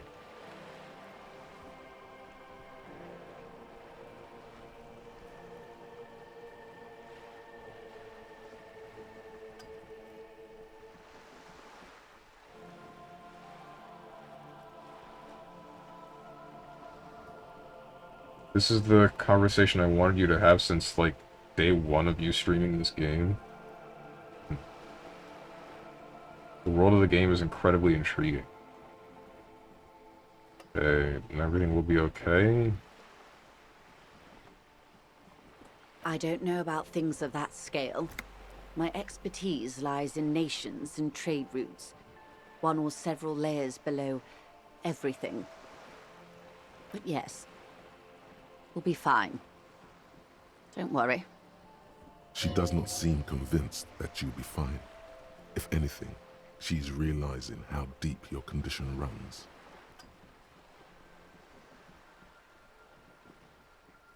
Thanks, okay. You may have misimagined it. I don't have the power to convey to you the effect and geometry of the images that depict our world from below low orbit. It's like the crowning of the world. It's insane. Very disco. You'd love it. Doesn't sound like any of disco I'd like to go to. But you already have. And you're doing just fine, despite the rubble. The cold seeps into you. The air is heavy with 80% humidity. Suddenly, you're conscious of yourself standing there, on whatever this all is. Your arms hang down by your sides. The lieutenant observes you both, silently. He adjusts his glasses. So, 72% of the world is covered in pale whatever. The world that we live on is a ring. But is it a ring on a disc? Or a ring around a sphere? And that's the thing that we can't figure out, isn't it? That's the thing that they're trying to understand. But we can't figure that out with the weather balloons that they're using because we're below low orbit.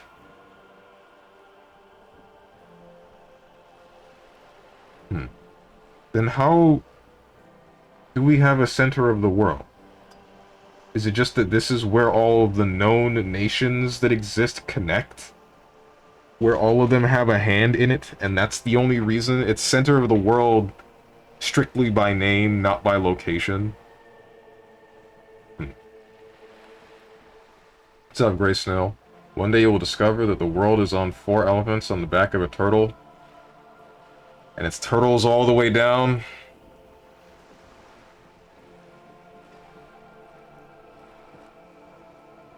What is this? Spread your hands. Bird? A Svenicid? A flightless bird of the polar regions? Am I really that awkward?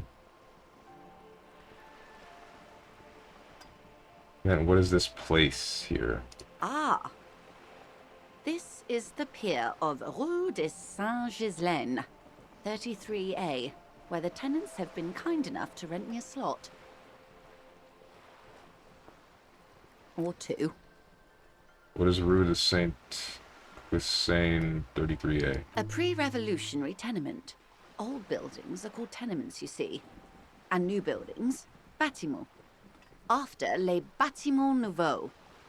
But 33A and 33B are not nouveaux. They're old. She looks up at the crumbling facade. This one used to be 8 to 10 stories tall. A real high-rise by the standards of the last century. Built to mirror the skyscrapers across the bay in the Delta. That was before the war, of course. Who lived in them? Mostly the urban middle class, I believe. This was once primo real estate, before the cannons lopped 4 or 5 stories off. Splat, splat. From a dilapidated balcony, Cindy the Skull gives Joyce the evil eye. a red paintbrush held to her throat. You could be wrong, but from here it appears as if she's running the brush across her throat in a soaring motion. Wonderful. What is that? Point to Cindy the Skull. The girl in the old lady rags. Yeah. Looks like a sullen and rebellious member of a teen infraculture. Infraculture? Yes. You and I belong to the supraculture. We're common, the herd. The music on the radio, the food in the chain restaurant, those are all too popular for the girl in the old lady rags. She prefers a fantasy world, an infraculture with its own dress code and vernacular. It is an illusion, I'm afraid. There is no refuge from the supraculture. Okay, now explain the same thing, but to a child. Young people who dye their hair funny colors and wear old people's clothes are stupid, and their little rebellion is self-defeating. What the heck? Damn. Alright. All right. What next? That was a little bit mean, don't you think? You said pale. What is pale? The Pale is not, technically speaking, part of reality. Wait, hang on. Also, you heard earlier the world has yet to achieve space flight, so there's no view of it from above. You want to select number 2 here, it'll answer more. I don't know which one that was. Love Discworld? Oh. Oh, wait, you mean the game on Steam where there's a bunch of saw blades that you have to dodge?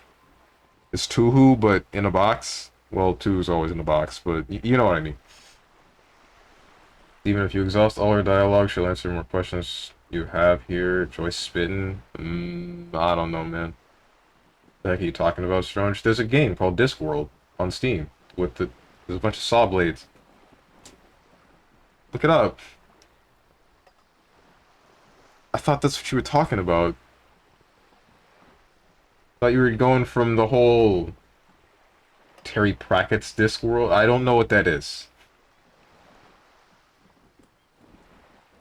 Pratchett's, not Pratchett's, okay? Still don't know what that is. Also a series of books called Discworld by Terry Pratchett. It's a beloved series. Yeah, I have no idea.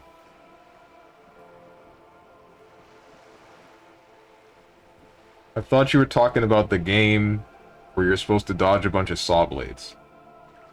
The Pale is not technically speaking part of reality. Yes. Also, I think we've had enough excitement for today. We do have a case to attend to. Of course, Lieutenant. Let's try something else. I don't want to. I want to know what Pale is. What do you mean it's not part of reality? I don't think your colleague would appreciate that. He has already been so patient with this whole exercise. Just tell me! Let's continue with something else, all right? You can ask about anything else in the world. Anything. You could sneak back later when the lieutenant is not here, unless you can convince him to step aside. Kim, go away for a minute. Good idea. Just ask him. He won't make a scene. Kim, can I talk to the man alone for a second? Fine. Steps away with his notes. See? What can he do? You're a grown man. Now, what is the Pale? Are you sure you're sure? Your colleague seemed adamant. Yes, what is the Pale? Okay. The Pale is the most dominant geological feature of the world, Detective. The separative tissue between the islas. It is the inter-islary mass. Wait, and what is an isla? Isla is a Messinian word for a continent of matter, enveloped on all sides by the Pale. Also, isolation, or landmass. We used to believe there was only one. In the last 4 centuries, we have discovered 7. Windy, Seol, Samara, Ilmara, Grad, Katla, and this, Insulinde. And Insulinde is... An oceanic isla. It comprises mostly of water, Muindi is the largest, Katla the coldest, Insulinde the bluest. What can I say? Each is perishing and dear. Wait, so there's water here, and then there's the lands themselves, and then surrounding it is pale. And then in one direction, you can just go to a different area that has whatever the heck else. It's a different kind of continent. So if you sail far enough out into the water, you're going to be reaching Pale from any direction from where we are currently. Is that what she's getting at? But what is Pale like? So answer this question. Yes? Alright. Achromatic, odorless, featureless. The Pale is the enemy of matter and life. It is not like any other, or anything in the world. It is the transition state of being into nothingness.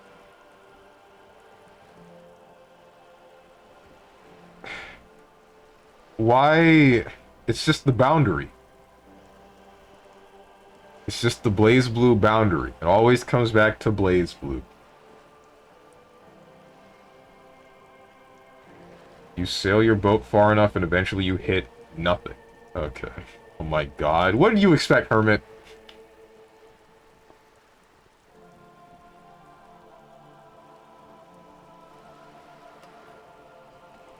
It is here. Look around. What are its physical qualities? If we're surrounded by Pale, how do you get from Isola to Isola? How much Pale is there compared to this, compared to the world? Let's return to reality, please. If we're surrounded by Pale, how do you get from Isola to Isola? Oh, it is so difficult for us. A squall of birds. Hardware operating in the harbor. Firm. Self-evident. It is possible to force dimensions on the Pale. In modern times, we can even compress its latitude, bouncing radio waves from one end to the other, shortening the path. But it is still hard for humans to navigate the Pale without getting lost, or having our minds damaged. What are its physical qualities? It's difficult to describe, or even measure. Something whose fundamental property is the suspension of properties. Physical, epistemological, linguistic. The further into Pale you travel, the steeper the degree of suspension, right down to the mathematical. Numbers stop working. No one has yet passed the number barrier. It may be impossible. I guess it would be closer to the beach in Death Stranding, when I think about it. Try not to talk about Blaze Blue Challenge failed. Okay. It's just like the boundary from BB, and now we're just waiting for it. It's just like the world that never was from Kingdom Hearts. That's not how that world worked, though. If anything, it might be closer to the realm between, maybe. But even then, there's no area of Kingdom Hearts that just has a suspension of properties or stops. Bro, I was kidding. Why'd you correct me? Because I want to make sure you're right. I'm trying to help you. Wonder why shows, movies, anime, or whatever media always associate coughing with some sort of sickness or disease. People cough randomly sometimes and they're perfectly fine. Because coughing can be a pretty telling sign of something bad happening. It depends. Sometimes you're the kind of person that just coughs to cough. Sometimes it's dust, sometimes it's your environment, but sometimes a lasting cough can mean something bad. Depends. The Pale can damage the mind? Extensively. How? Some say the damage stems from extreme sensory deprivation. Others argue that Pale somehow consists of past information that's degrading, that it's rarefied past, not rarefied matter. Now it's definitely like the boundary. This is 100% like the boundary. Joyce just said it's not like anything. It's like the boundary. Or as Hakumen likes to call it, the edge. They call it the blend over of the self. The Pale does not only suspend the laws of physics, but also the laws of psychology, maybe history even. The human mind becomes over-radiated by past. What does this overradiation feel like? It feels terrible. Absolutely terrible. International standards strictly limit civilian travelers to 6 days of Pale exposure per year. You're not a civilian passenger? No, Lieutenant Dubois. I'm entreprenetic business class. I'm cleared and trained for 22 days of Pale transit annually. Perhaps that explains her strange pining after the revolution. Some degraded early memories. Okay. So when you say it degrades early memories, does that mean you're saying it takes them away, or are you saying you experience things involving human history in general? I don't exactly... I'm not putting together what it does to a human mind. 'Cause my thought is, if everyone or most people have experienced the Pale for at least a certain amount of time, and experienced the logistics problem that all of humanity has had,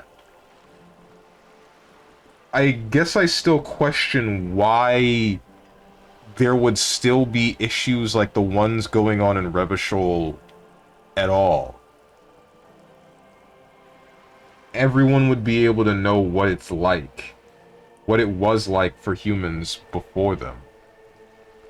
All of these issues that have happened. I get that each person still differs from how they view the world should be, but if everyone knows what the world is like, what the world was like, and what caused it, then... you know what? Because when I think about it, the same can be said about humanity today. People have different history classes, people learn the history of the world in general, and younger generations can understand why past wars might have happened. But at the end of the day, it's what is happening to me now. What is happening at the current moment? And will that be something that is a factor in controlling... Not controlling, in shifting whatever the hell goes on between nations later? Because when I think about it, the other day I heard something about a war between Mexico and France that happened basically because a bunch of Mexican policemen broke into a Frenchman's bakery and just trashed the place. And then the person who owned that bakery went back to whoever was in power at the time, complained about that, and then basically used that as an excuse to start a war with Mexico. I'm saying excuse, but maybe that's wrong. Maybe that's the wrong word. I say excuse because it's such a petty reason to go for it. It's like the policeman mess up the bakery, he goes and complains. Those that are in power say, hey, Mexico, give us, like, a bunch of money, and then they say, we cannot afford that, and we won't, and then they fight. And then it gets so bad that I think... somewhere in the EU needed to step in and say, hey, France, you, like, can't do this, stop. Don't remember enough. North Korea's taught they beat us in a war. What war, you ask? Who knows? Sounds pretty Giga Chad to me. Get off my lawn, or it's war. Oh my god. Empathy is just spitballing, you can't take that as fact. Wait, Joyce just said it's not like any... I already read that. Everyone or most people have not experienced the Pale. It does not work how you think it does. Okay. So how exactly does it degrade the past? I'm not... It doesn't make you forget, does it? Or does it? If it's like part of your mind dissipates, then that would make sense. Do lorry drivers pass the pale? Are you overradiated? You're not a civilian passenger. Do lorry drivers experience the pale? Yes. Carried in the hulls of airships. It's a horrific job. Automation will abolish it soon. You should ask the pale driver about this. See what she says. Are you overradiated? Up to my gills, officer.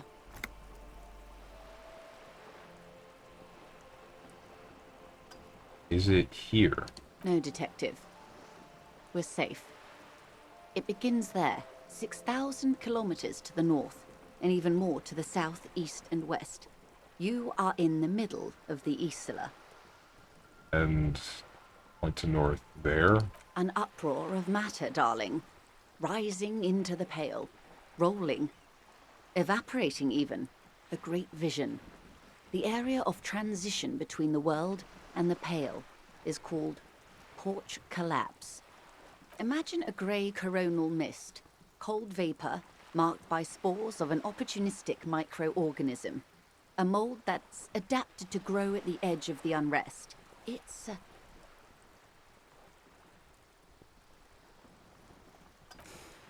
the most disco thing you will ever see.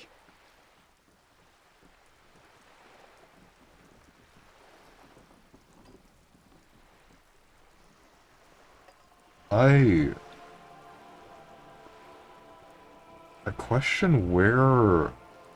If that is where reality ends and then nothingness begins, where... What contains everything here?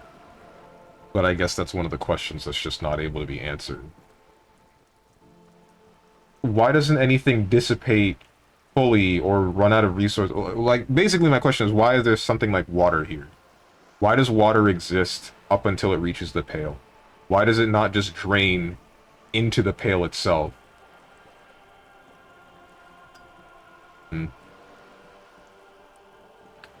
Empathy is theorizing that Joyce's exposure to the pale has eaten away at some of her early memories. Okay.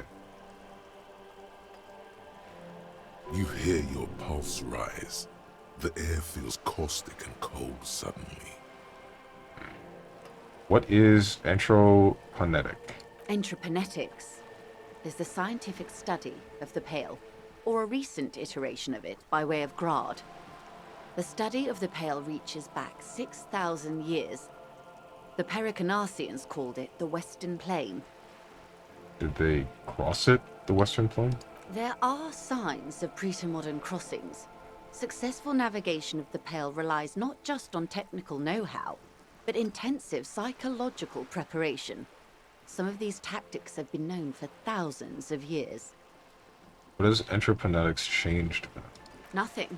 We remain powerless before the pale. The only real advance in pale transit is the speed with which an aerostatic craft can pierce it. Less exposure leads to less effects later. So, wait, if a weather balloon... Can a weather balloon see above the pale? If that's the case, then can you go below it, too?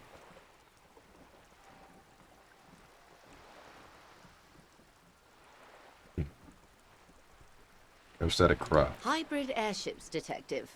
Conventional rotors or jet engines no longer add velocity after the point of reference for motion is suspended, once you've crossed from near pale to far pale. In essence, we throw them in and they come out the other end. If we throw them precisely. If we do not... Then they don't.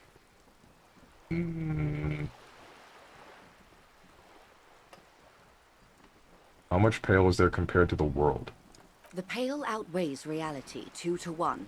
There is more pale than there is matter, and the ratio is slipping. Slipping how? To our detriment, or... What do you think, detective? She looks you in the eye. It's shrinking. There's more and more of the world. It's growing. There's more and more of the pale. Precisely. One of the few measurable effects of the pale is that it is expanding at an unknown rate. Well, that answers the question that I had, at least a little bit. An intuitive conclusion of that development is that one day the Pale will cover everything. But this sort of talk is mostly left to extremists.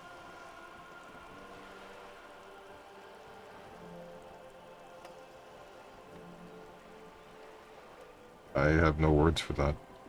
Most people, and indeed most private and government sector organizations, entire civilizations and religions even, find handy ways to ignore or downplay that knowledge. I suggest you do the same. Okay. Let's return to reality. Yes, sweet reality. But before we do, tell me, Detective, is this the first time you're hearing this? Do you really not remember anything? Nothing, just alcohol fumes and blackout. Sometimes sense vague shadows of a past, and it's not good. Getting a sense of who I am, but no, I didn't know this. Beyond curious. Tell me, what do you think of the Pale? Terrifying, disco, it will end all life. Continue to persist at all is a testament to our faith in one another. Its advance can only be stopped with immediate, total, ruthless communism. Powerful anti-communist force, perhaps too powerful, but still, they have it coming. What? I'm worried. I have to say, it doesn't sound very liberal to me. I don't know how you've all survived with it. It's a huge accomplishment. Who am I to think anything of it? That we continue to persist at all is a testament to our faith in one another. Her eyes tense. Crow's feet radiate from them. She observes you, your bloodshot eyes and swollen face. You really didn't know. This does not spell good for the investigation, Detective. If you don't know even this, then... She stops mid-sentence. I'll handle it, it's under control. This investigation will be my masterpiece, the one they remember me by, I promise. Yes, I'm in serious trouble here. It'll be a frickin' disaster, I know it. All these people will die. I'll handle it, it's under control. I hope so. I truly do. If I may suggest, hold on to your colleague, Kitsuragi. I ran a check on him and he is very competent. In the meanwhile... Some of that assurance is meant for herself, as much as it's meant for you. She must have a lot on the line here. You have me. I will assist you in any way I can, even if we have to do it one basic term at a time. She gives you a slight bow. Good. You have not passed out from it. Perhaps I worried for nothing.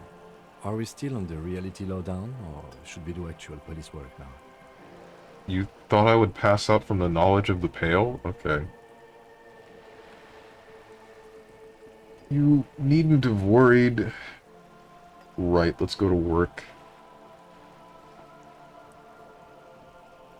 You needn't have worried, Kim. But I did. Anyway. He looks around, a little uncomfortable now. Damn it, you're a grown man, the lieutenant thinks. Shouldn't have gotten protective hair. Right. Let's get to work, Lieutenant. Some more reality lowdown before we go. I am happy to oblige. That's it. Glad to have been of assistance.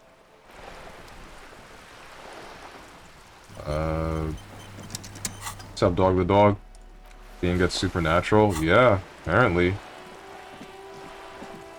Fill it up twice by talking to Joyce. Oh.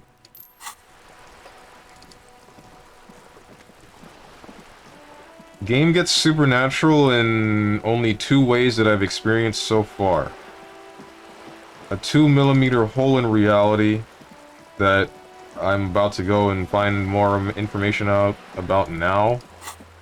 And then various land masses and areas being separated by just a large swath of... I don't really know what to call it. I can only really say a comparison, or 2 comparisons.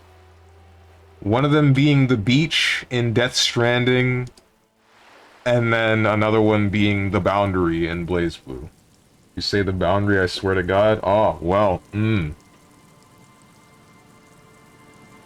you didn't want to talk to her, but here she is, willing to give you the yeah, here she is gifting you with level ups. Yeah. True. What's up, Lord Ratatosk? Yes, what is it? Logic.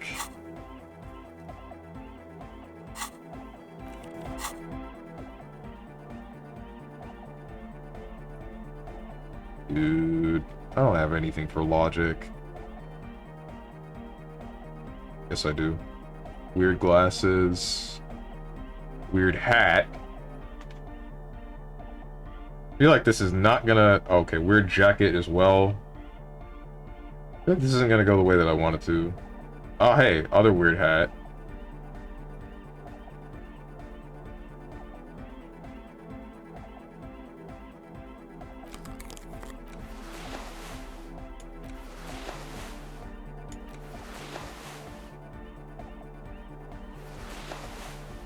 Okay. This looks ridiculous. Yes, what is it? Good one. All you hear is silence in your head. Damn it. Alright. I'll use one. Yes, what is it? Tell me. All you hear is silence in your head. You! I give you permission to save scum to check to dance? That's crazy. Guess what I'm not gonna do?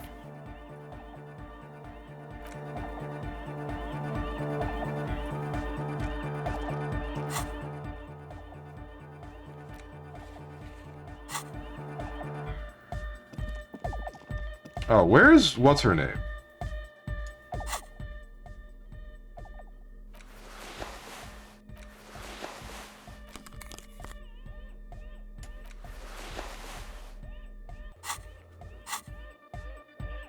You. She's whistling a melody, her trusty contact mic attached to a wooden pulpit. At the sound of your footsteps, she stops what she was doing and turns to you. Hey there. I've been recording some new audio from all these beams and rafters. The sounds travelling through the wood are pretty cool. Creaks and stuff. Like you're underwater, you know? But like, underwater inside a tree. But that's not really what I wanted to talk about. I wanted to thank you instead. What for? Even are you spiting me or something? It's a genuinely great moment that I want you to see. Give me a minute. For getting me and my friends in here. And we even found some new associates, such as they are. How's everyone doing? Good, I think. Lloyd is getting a read on the place. I think he finds the carpentry very impressive. Andre's been setting up the compressor and dancing. Egghead's been keeping the party up. He's got the stage under control. What's up, Avatar Prince? Sauna, the programmer, she's doing whatever she does. Behind that radio computer of hers. She doesn't talk to us much. And the Crabman hasn't shown himself, thank God. Now, can you tell me about your associates? Sure. You helped us out. I can repay the favour. What do you want to know? Tell me about Suna. Oh, she's a bit odd, I have to say. Doesn't talk much. I'm not really sure how to vibe with her, you know? Seems like she's not in a very good mood most of the time. But earlier today she told me about Welkins? And she seemed oddly happy, like she had some idea with those little creatures. Some artistic idea. I didn't really listen, I was busy with my mic. What about Tiago? Oh, the Crabman. Still gives me the creeps the way he moves. But he doesn't actually come down that much, just climbs around the rafters. I just tried to stay away from the Crabman. But he talks to Noid. They seem to have some thing going on. Oh, he talks to Noi before. Beats me. Noid said they get along somehow. They're both crazy enough, I guess. What does he do up there? Who knows? He doesn't really answer our questions, see? Not that it's easy to ask them. What are we supposed to do? Yell up at the tower? Thanks about the others. Who do you want to know about?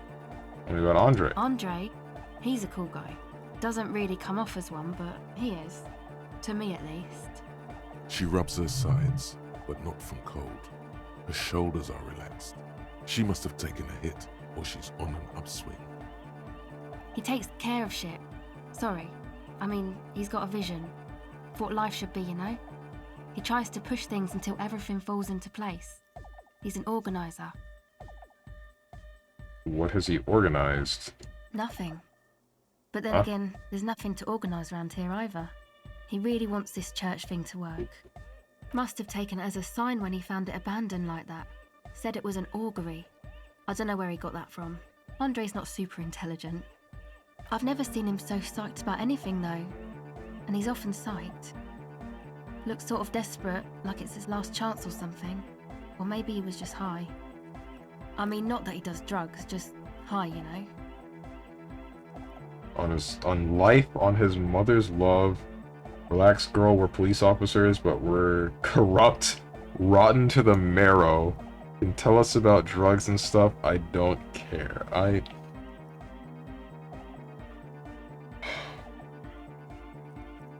On life? Yes. Anyway. Andre, your boyfriend. Yes. Wait, what? I wasn't expecting that. I legitimately wasn't. I thought she just hung around them. Tell me about the others. Who do you want to know about? Tell me about Noi. He's a four-burger, I guess, like the rest of us. Okay, maybe not Egg, I don't know about him, but Noid and the rest are from Forberg, making the pilgrimage up north to visit the Elysium. He's real hardcore about the lifestyle. What does he do? What do you mean, do? Like, for a living? Yeah. He's a carpenter, trained and all. He's very good, he just doesn't have the mindset to work like that. In a shop somewhere. What kind of mindset is that? He abides by the hardcore, sir. You would have to ask him yourself. And you? Sir, I abide by the law. Huh? Switchblade smile? What's the pilgrimage you're talking about? It's just something poor Forberg kids do every spring. To pass the time, we walk the entire length of Boogie Street, up to Jamrock. Or as much as possible. Why wouldn't it be? I don't know, man. Have you been down Boogie Street? It's a little bewildering. Say I haven't been down Boogie Street. Oh, I'm sorry, have I not told you I'm a raging alcoholic who recently drank himself into an oblivion. So deep he can't remember what sounds like the biggest street in the city. Say I haven't been down Boogie Street. Okay. Then you should go and take a look, I guess. Boogie Street is cool. It's got a lot of immigrants and all kinds of different people. I just do that if I make it there alive. It's unlikely I'll make it there. Chest pains. Need to continue drinking, but thank you. What the heck? Yeah. I hope you do. Actually, tell me about the others. Who do you want to know about? Egghead. What do you mean? What does he think he's doing when he yells all that stuff? Where's he from? How long has he been with you guys? I think he's doing. That. He's the party boy. He told me as much, but what exactly is a party boy? And Nordic music doesn't really do vocals in the traditional sense. Vocals are thought of as rock. That's to say they're a bit backward. No offense if you like rock music though. Rock music's cool by me. Goddamn right, rock music is the coolest. Rock music forever. No offense taken, go on. Don't have to tell me rock music is dead. I abandoned rock music a long time ago. Can't disco to rock. No offense taken, go on. Anyway, even if you don't have vocals, you still need someone to say something every now and then, right? To urge things on. That's where the party boy comes in. He basically just stands on the stage and dances and yells how awesome everything is. It's very catchy. I understand. People are usually afraid to do things if others aren't already doing them. Dancing makes you dance, like sneezing makes you sneeze, or yawning makes you... Anyway. He looks around, a little embarrassed for the enthusiasm of his interjection. Kim, come on, what? Nah. You're cool? Where's he from? How long has he been with you guys? Actually, we don't know where he's from, or who he is, really. One time we were out partying somewhere in backwater Forburg. Or maybe even Coal City. I can't remember. Maybe it was Coal City. Egg was yelling along to some jam someone was spinning, all night long. Just kept yelling until he didn't have a shred of voice left. When the sun came up over the mines. There were mines? Yeah, it was in Coal City. Egg came with us.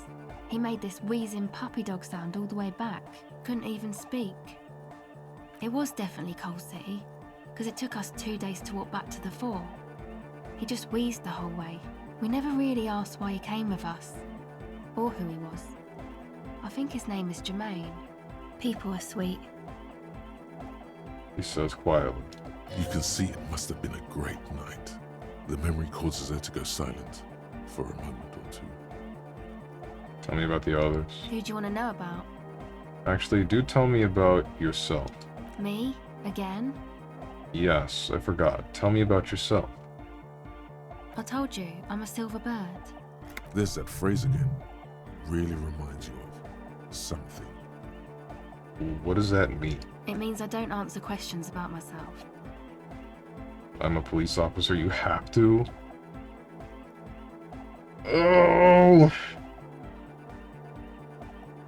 I don't want to pull that card, but I want to know about her. Let's do it.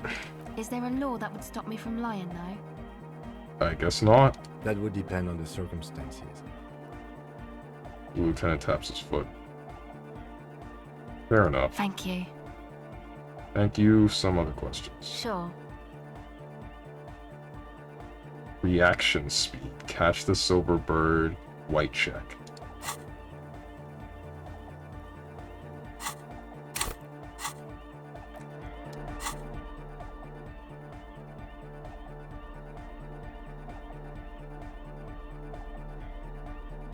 Love going through this every time. Alright, hat.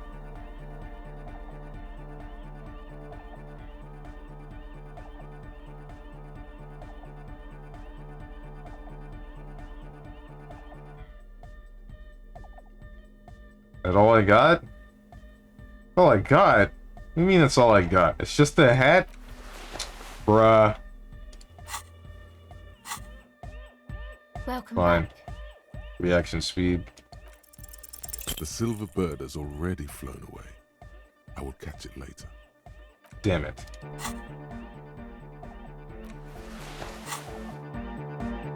Now what? You, Noi. You got us in, cop. I can't believe you got us in. He looks around the hall, examining the carpentry. With wonder Get in his wrecked. sharp eyes. Between you and me, I don't know if you've noticed this about me. I'm a little suspicious of authority. But you really came through for the hardcore underground. Yes, you really came through for the hardcore underground. How come? Looking around at the speed freaks setting up shop. What? Kim, what? Andre is busy cutting some slightly less lame, but still quite ungainly shapes on the church floor, sweating profusely. He's fine. Estelle using her contact mic to listen to a tree underwater. She's fine. The one with the large head is blasting the dance track on repeat, while the stained glass window behind him is rattling from the bass. He's fine. Kid's got spunk, I admire that. Better here than in that tent. I'm generally into the hardcore lifestyle, you wouldn't understand. I'm a corrupt cop, Kim. This is a corrupt scene. Did it for mankind, for all of mankind. He's got spunk. I admire that. Okay. Lieutenant keeps it laconic. What he means is, you can't possibly have handed them this real estate for such a flimsy reason. Then again, whatever keeps your nose out of the bottle and on the job.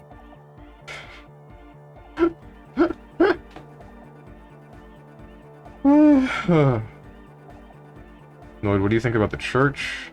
What did Tygo tell you about the church? What are you so suspicious about? Why are you so suspicious about everything?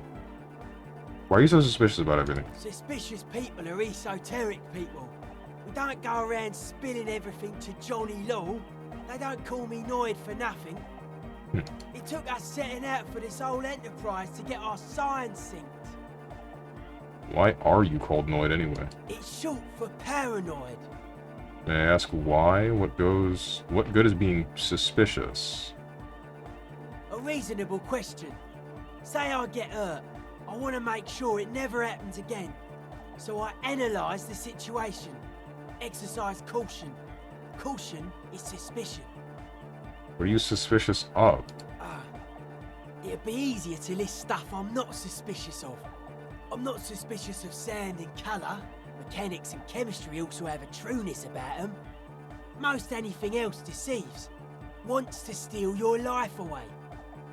What are the most suspicious things? I don't have a top 10 list of things I'm most suspicious of, but if I had one, the left-right complex would be number 1.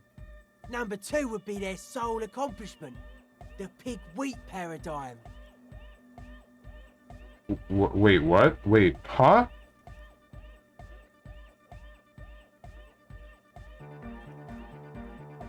Tell me more about the left-right business. What suspicions about the production of pork and wheat? Well, that was certainly stimulating. I want to ask you about something else now. What do you mean? Tell me more about the left-right business. I prefer not to. Both ask the wrong questions. Any spark of light from either one is accidental. Their combined movement's only concern is producing enough pig and wheat for everyone. The end goal of humanity. The original mistake was assuming that words have more being than bodies. That's what led us astray, far from our true lives, but we may yet find a way back. Whatever this true life is, you feel it's the real centerpiece of this mythology. Does this mean you were mentally ill? Mental illness is a term the powers use to homogenise people. I think I don't reach mental illness. I am merely politically ill. A suspicious element. What's suspicious about the production of pork and wheat? It's our only shit. We should make better use of not being animals or cereal grain ourselves. What's bad about cereal grain? Having enough food could be a precursor for greater things. Bad about animals? Animals are cute. That's our only stuff, and we hecking suck at it. Ay. What's bad about animals? Animals are cute. Nothing. Animals are cool, guys. I like animals too, but that doesn't mean I have to be one myself. Well, that was certainly stimulating. I want to ask you about something else. His eyes flicker. What do you think about the church? It's a miracle of carpentry. Dead bodies carved into total shapes. Now it can be something more. What? Say that as a carpenter yourself. How old do you think this church is? Over 300 years. What style is this church built in? What do you mean by dead bodies? Dead bodies are perennial plants. Oh. Sigma functions have left this place. It's a good thing we came along. The spiritual collapse has been total. Spiritual collapse? I saw some piglets suckling their dead mother. Have you heard this one, cop man? After a short while, they shuddered and went away. They had sensed that she could no longer see them, and that she wasn't like them anymore. What they loved in their mother weren't her body, but whatever it was that made her body live. End of quote. This is an high-quality carcass. The power of anodic beats and hard bass is needed to reanimate it. First, where is that quote from? You're saying his religion has stopped being hardcore. First, where's that quote A from? Sarais man who lived a long time ago. An ancient hardcore brother. You're saying his religion has stopped being hardcore. It never was. A 3,000-year-old regime of history, built by hundreds of generations of self-appointed intellectuals. It's false to the core. You guys said Celestia all about love and hardcore before. Remember, I even agreed with you about these people being okay with this. You proposed dance music will supplant that system.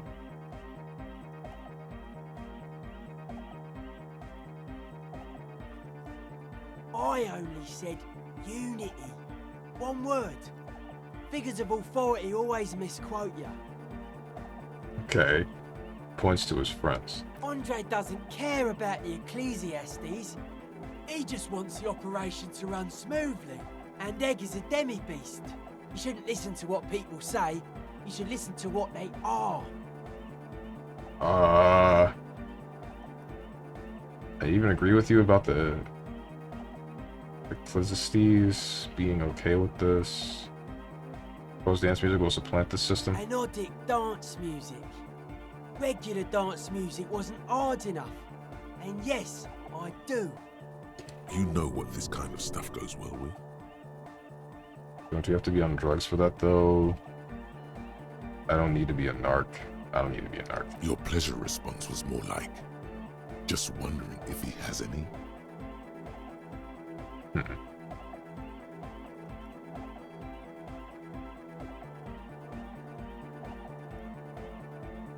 How do you like the glass work? Point to the stained glass window. I don't.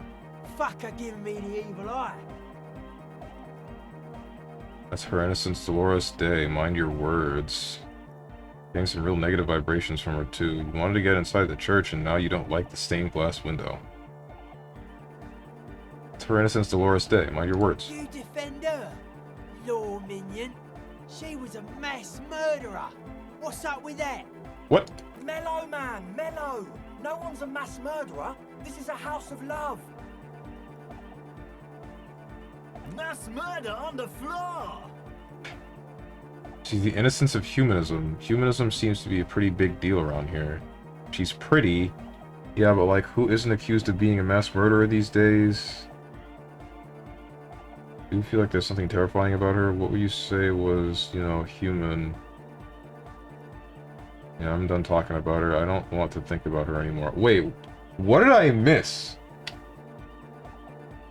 Why do I not know about this woman being a mass murderer?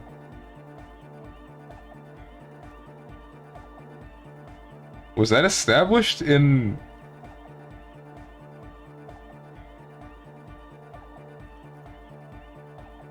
I remember seeing the stained glass the first time and then dropping to my knees, but I don't fully remember why or what or anything.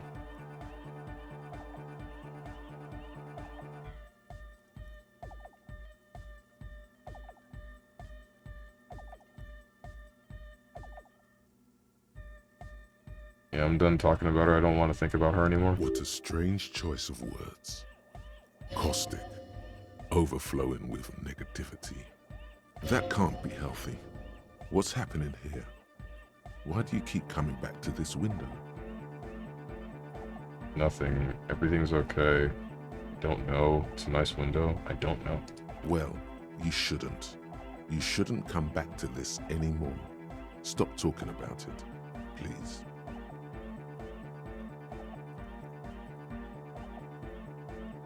How are you sitting Hard again? to say, cop man. Signs in here are distinctly wild. Gonna take a while before everything's properly synced. What's up, Trashy? Dense? Dense. I did get Or I to guess it would talk be to the Dentizzy. crab man, though. You mean Tiago? Anyway, he's been giving me kind of a psychic rundown of this place. Dude's seen some crazy shit, but he's actually a lot like us. I mean, all his mother's love stuff isn't too spooky for you? I mean, all his sobriety stuff isn't too restrictive for you. What do you mean? The man picks up on stuff, and he knows a lot about the church. I got a lot to learn from him. Good thing you didn't squash him. Why would I have? Anyways, I've been labbing the jury matchup, and it's time to run my ones. Let's go, MF, I'll smoke you. I'm down anytime but now. And, well, wait, maybe not after stream today. I don't know. Anytime you see me online on Discord and you feel like you want to play a match or something, message me, like ping me. As long as I'm not on my phone or already playing Apex with some friends or something. If it's Apex. It might be Apex. It might be something else. Want to talk more about this place? What did Tiago tell you about the church? The Crabman's been lurking here for a while. He's experienced things. Things that give off bad signs. As far as we can tell, the Ubies built this place about 320 years ago as a sarcophagus. I mean, there are dead bodies here? What's it for? What's it for? Encasement, confinement, of something they were afraid of. Something new and unheard of on the Isla. I think that's what the Crabman is experiencing when he climbs around upstairs. Like, this is some old world shit the Ubies had heard about.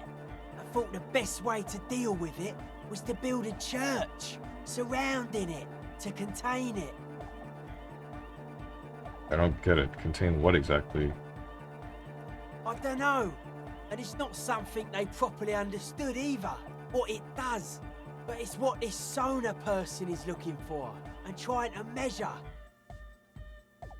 She nods toward the woman. It'll be fruitless though. She won't be able to measure it.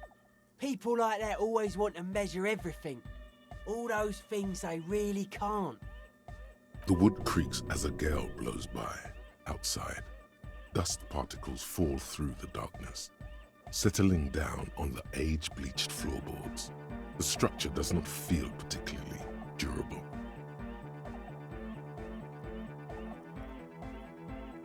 What? This building seems less than structurally sound. No, it's pretty fucking unsound if you ask me. They should have built a club for Anodic music around it instead. He grins. Anodic music will definitely contain whatever we're dealing with. His words echo in the chamber. And if it can't, well... He shrugs non-committally. What makes you think someone's going to fail? Seems to be the trend around here, doesn't it? You can't measure shit like this. It's not like... substance. On the Doom commercial area in Martinez proper, maybe it's the same thing in the Ubis. Same thing the Ubis were trying to contain. Well, if it's without substance, I guess there's nothing to worry about. Okay, here's the weird part. So what's her name is freaking out about magic and bad vibes and all the other stuff. The woman in the bookstore. And then you hit me with there's nothingness surrounding every known landmass in existence. And what's it called?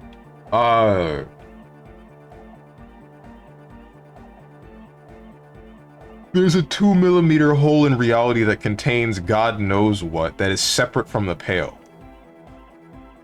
Assumingly separate from the Pale. What am I supposed to take from that? Well, if it's without substance, I guess there's nothing to worry about. Maybe you can figure things out, Copman. I think we got on a good level here. The signs are syncing up well. I want to talk more about this place. You mentioned true life. What do you mean by that?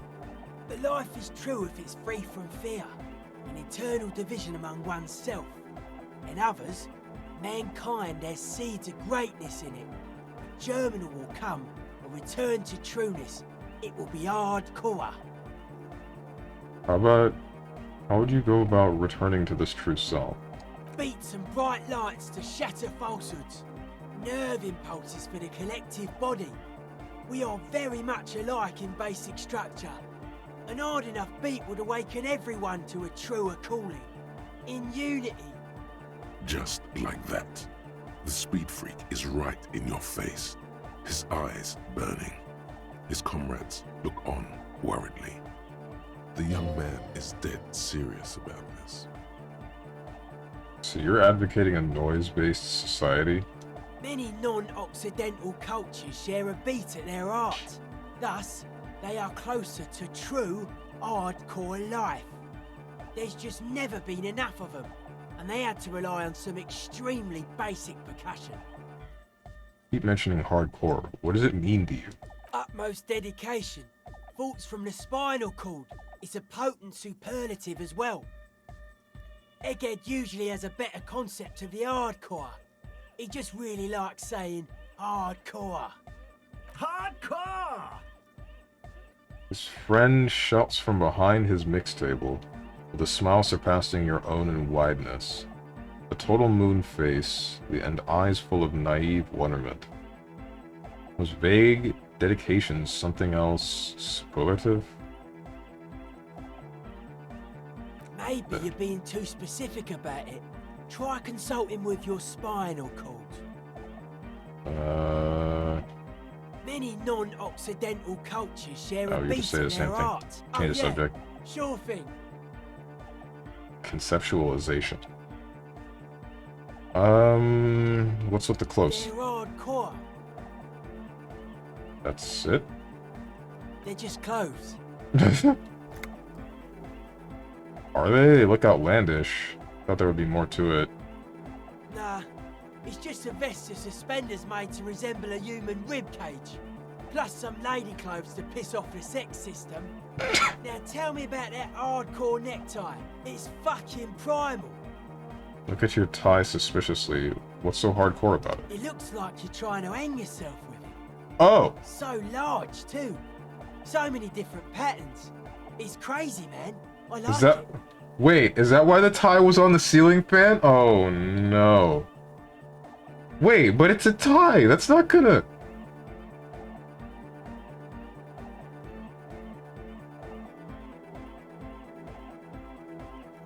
Alright. You suddenly realize the patience and respect this speed freak has shown you is partly because of your style. He's probably not like that with everyone. Respect is a man!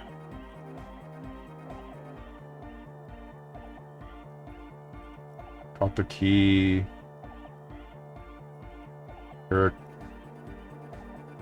Okay. Conceptualism. Take care, Noid. The conceptualization. Calculus, various other things, rhetoric, drama, various other things that I don't care about. This one's conceptual. Oh wait, this is the only thing I have for conceptualization, I think. Yeah. Yeah. Yo, man. What's on your mind? Give it a try. Aggressive, Rick. monotonous, but also somehow sacral, primitive, yet futuristic, like a machine, man. Nothing exists but the here and now. All are one purpose. All you've managed is a list. The parts don't form a whole. Damn.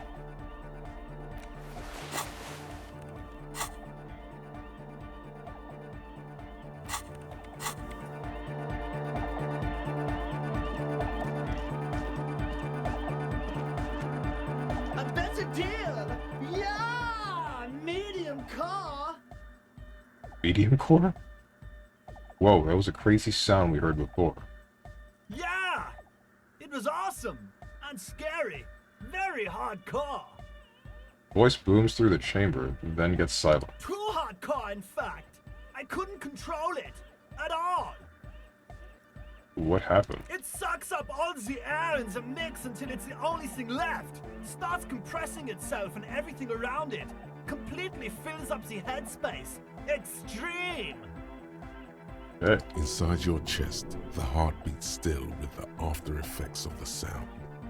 Imagine if you could harness that power, making it pulse. Is there anything we can do about it? Oh! I don't know. Maybe someone can do something with this. I imagine this is the sounds that the future could make.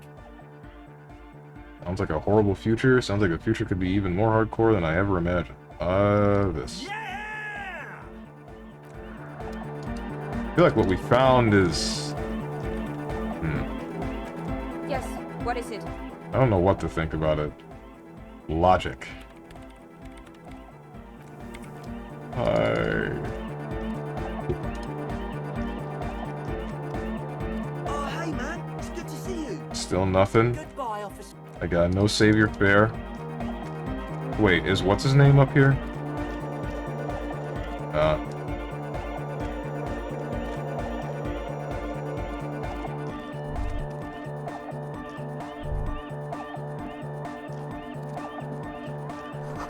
Tanks of distilled water. Those Nosafed bottles. Looks like... This looks like a tiny chemistry lab.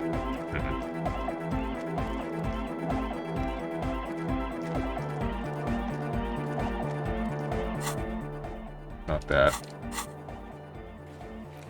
Responsibility. Boardwalk for bullet traces. Ruby's location.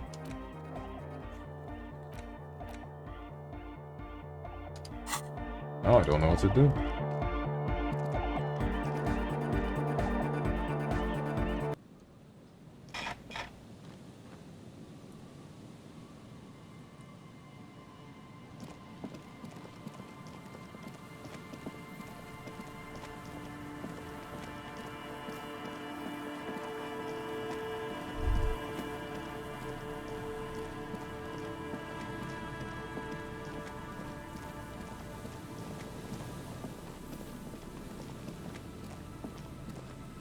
You see, a once bright mural, a slogan used to... Yeah, no, nothing.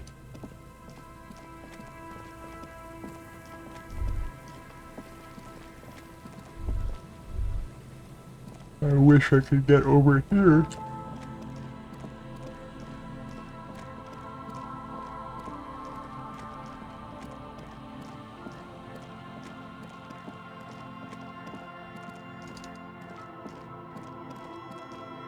A scattering of bullet holes is spread across the cracked wall, reaching from one corner to...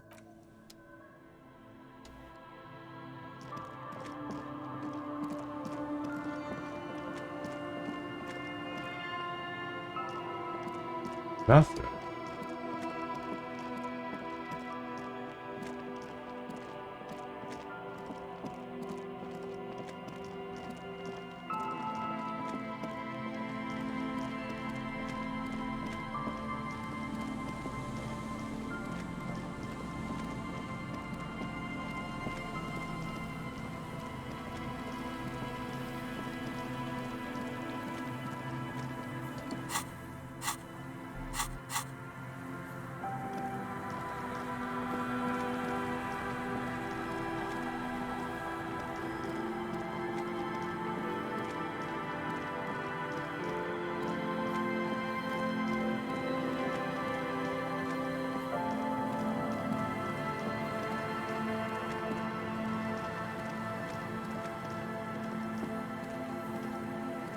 An old door, worn by elements. Interface.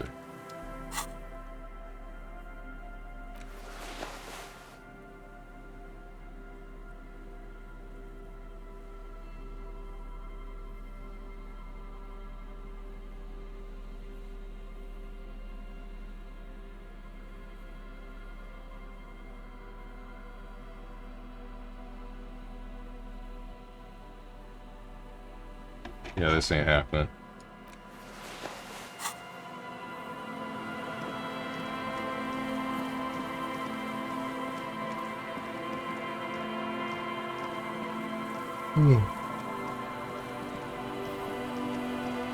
Oh. I thought I heard a trigger for something. Or something crazy.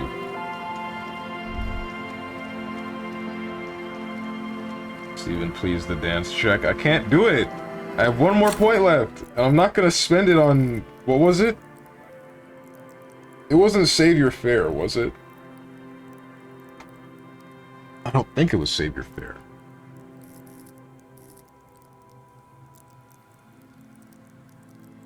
I'm not doing it.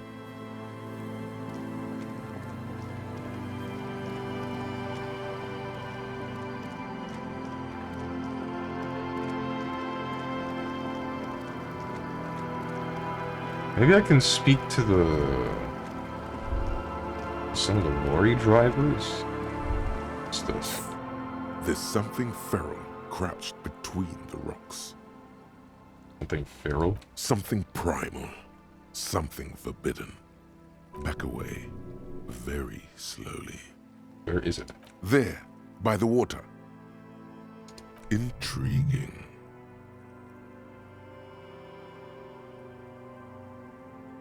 Got it. Oh no. Leopard bodysuit. Oh, that's disgusting. This leopard pattern garment washed up on the coast, burrowed between rocks and ice. Damp smell arises when you bring it close to your face. Looks dangerously feral, as if you should think twice before getting closer.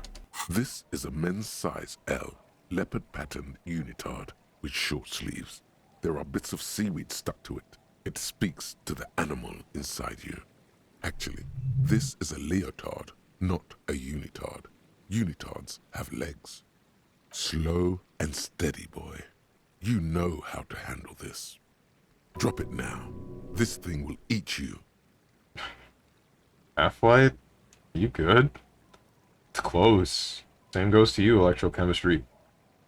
Wait, why am I in danger? Feel the material between your fingers. Where'd it come from? What should I do with it? Why am I in danger? Can't you feel the hairs on your arm and on the back of your neck standing up? Your heart rate races through the roof. Your pupils are the size of marbles. This is irreversible peril. Yeah, but why does it taste so sweet? Feel the material between your fingers. Despite the time it's spent in the water, the garment itself is surprisingly silky.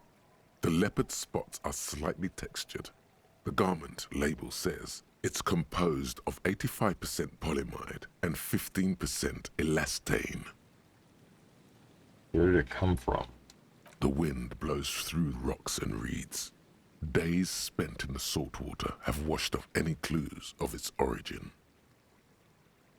What should I do with it? Run, you idiot. There's only one thing left to do.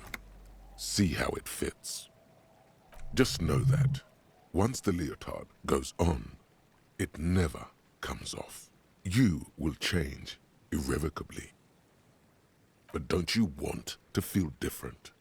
It can be a secret that only you know. Try it on, but only for a moment. Not worth the risk. Try it on. You slip from your briefs into the leotard. It's very tight. You've never been cradled so firmly before. That was an achievement.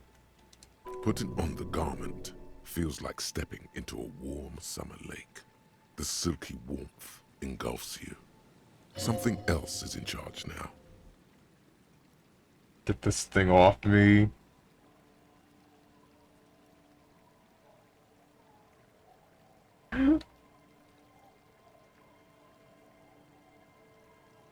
Get this thing off me. It's on very tight. You might rip it if you take it off now.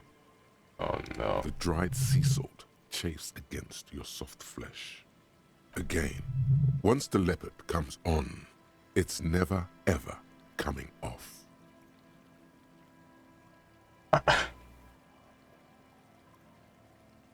Oh no.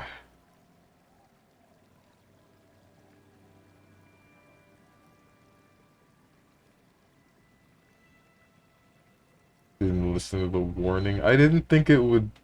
Well, I guess I did, but I didn't care. Well, looks like we're keeping it. It's wearing you now. Item lost, leopard bodysuit. Alright. Oh, it's just part of my outfit. There's nothing I can do. Oh. Oh no.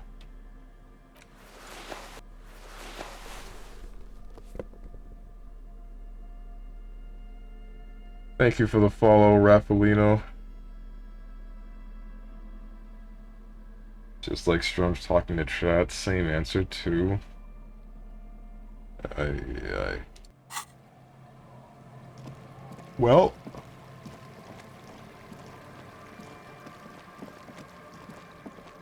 This is a little bit disgusting. I pulled a leopard print unitard from seawater, put it on, and now it's never coming off.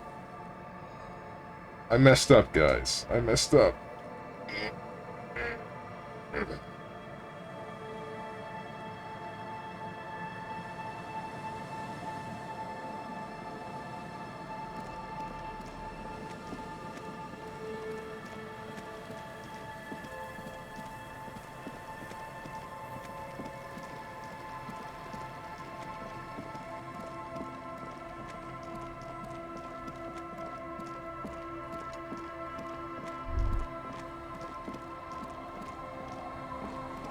So what now? Wait, can I show her that I shaved?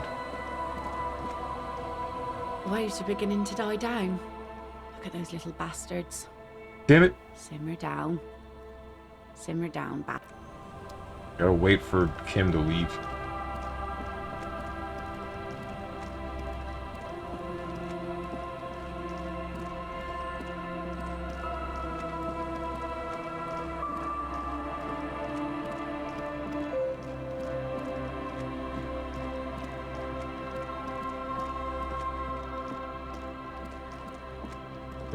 What do we do?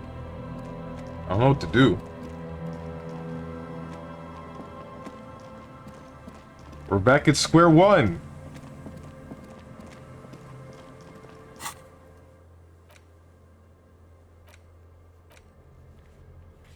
Smoker dude on the coast. The buildings that I can't see. The thing that I can't do.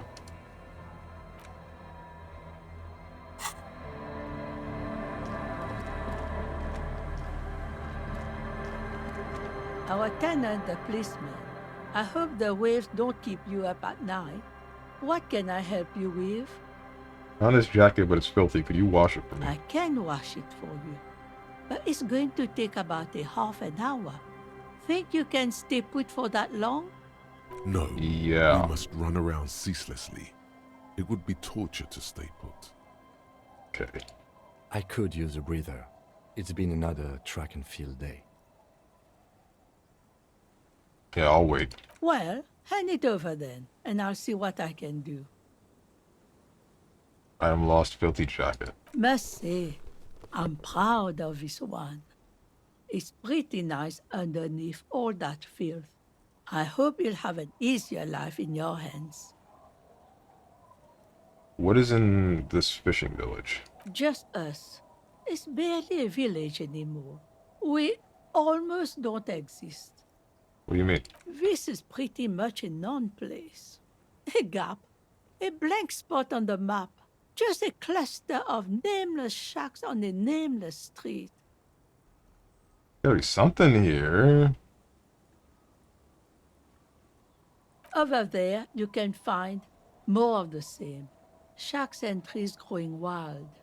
That's the pox. Between here and Jamrock, a dusty sea of old trees, all covered in industrial soot. Small houses under them, an overgrown park. Pox. What's that? An old military hospital and its surroundings. Or it used to be, during the time of the suzerain. After the war, it was turned into a goodwill hospital for shell-shock veterans and folks looking for some quiet in the old sanatorium gardens. Now the area is crisscrossed with nameless streets and makeshift cinder block houses, shacks as far as the eye can see. What happened to the hospital? The goodwill ran out. The staff left and the place was shut down. It's long gone by now. Who else lives in this village? Well, there's Lillian and her kids. A few new folks live in the house to the east, but they are away right now. And then there's the drunks. Not a pretty sight, but there's little we can do about it. Home is home, even for them.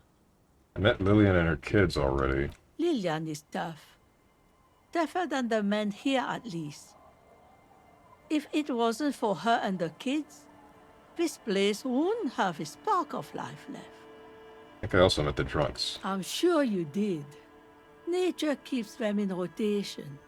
A new face pops up every now and an old one disappears and is forgotten. This is who we are.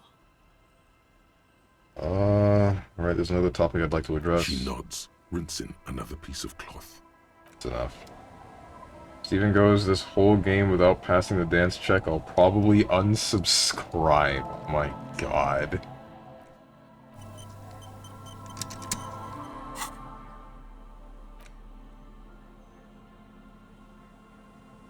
Okay then.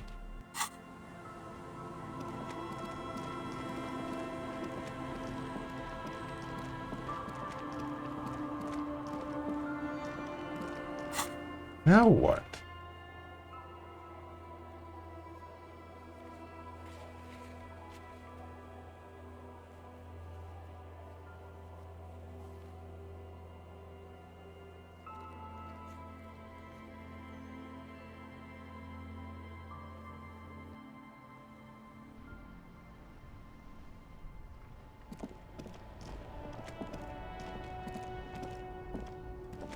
Still here. Stuck in this damn jam, my man. What's up?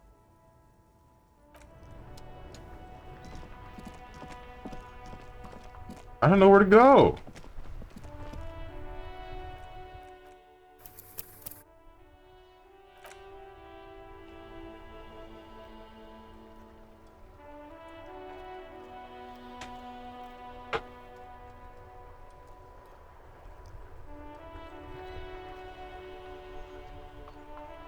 What is there to do? Wait, maybe I can... Hang on.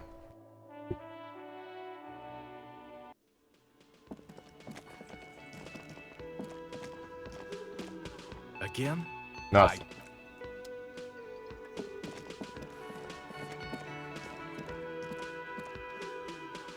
I think I have to talk to Kim a little bit more or something. Yes? Logic.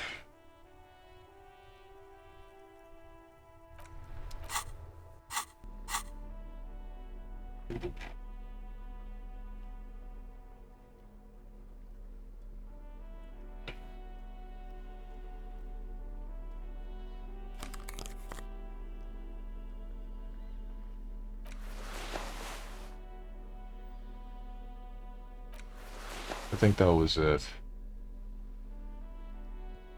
Yeah. Yes? Okay, what's the deal with this? Look at you. It's because you're a failure. They sent you to Slight, Precinct 57. What? No, that can't be right. Yeah, that makes more sense than other stuff I thought of. No, that can't be right. Just think about it for a second. You're a raging alcoholic who showed up 3 days late wearing piss-stained disco garb. You weren't sent here to win. Kim, what if my precinct sent me on this case because I'm a screw-up, like, as a joke? I've considered it. His voice is somber. So it's true. It would be immensely ugly of them, not to mention unprofessional. But I also think it's somewhat unlikely. Why is that? I checked the records. This jurisdiction dispute, who polices Martinez, reaches back to the 30s. It's as old as my station. And all this time we can't decide who gets Martinez? I think, yes, both stations would prefer a win. So you are their finest. You really see me as a safe bet.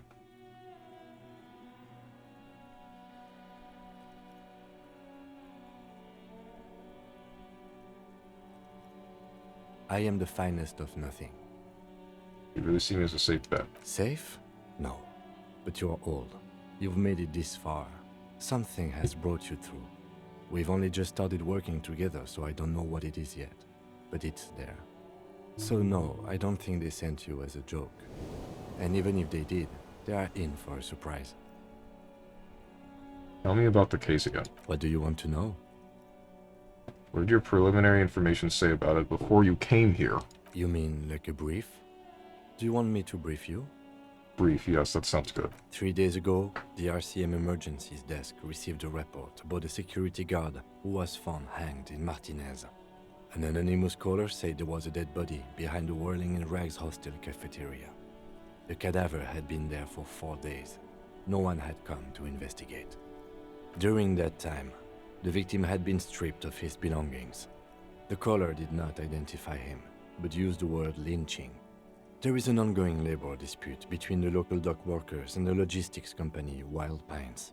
I was told we should approach the death as part of this dispute. Why didn't we know anything about the caller? They, classier as we've come to suspect, didn't identify themselves in any way. The tone was muffled using a device of some sort. The desk could identify neither the caller's age nor sex. Why hide themselves? There's a strong prejudice against involving the RCM in what's seen as union matters. The dock workers' union is the de facto police in Martinez. Now it appears they've started executing too. We cannot allow that. Of course, yes, I understand everything now. Let me just make this perfectly clear. Our job here is to find the killer. That's right. Okay. We go over the preliminary information. Would you say this is a mysterious case? Would you say this is a mysterious case? No, it's not a particularly mysterious case. Why not? The deceased is a security guard for a corporation involved in a labor dispute. It doesn't take a DeLorean polymath to put the pieces together. I just don't see the case getting more mysterious than that.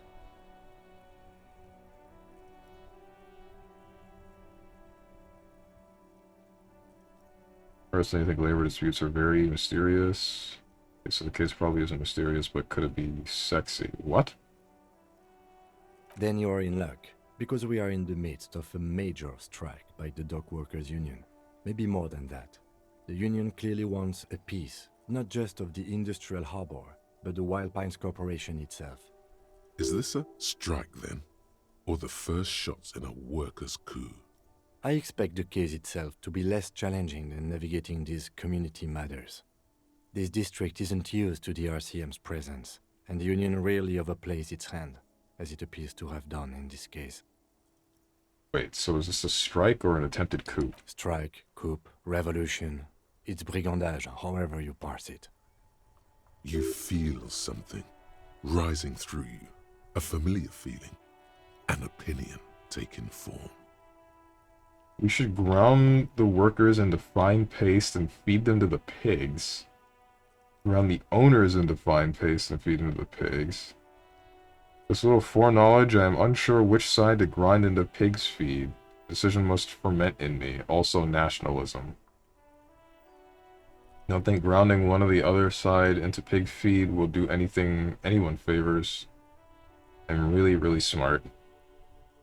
At the last 20 seconds deciding on which side to ground into pig's feed. Why? When I said we have to navigate community matters, I did not mean we have any say in them. I meant we should be careful.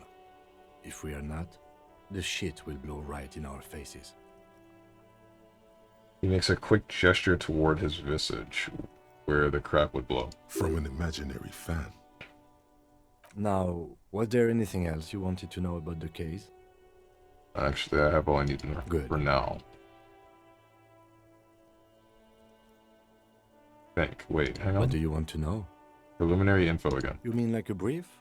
Do you want me to brief? No, There's wait. no reason to wing anything. If you didn't get the brief, that's okay. I did. 3 days ago, the RCM emergencies desk received a report. During that time, You say it anyway. the victim had been stripped of his belongings. There's a strong prejudice. That's right. Good. What the heck?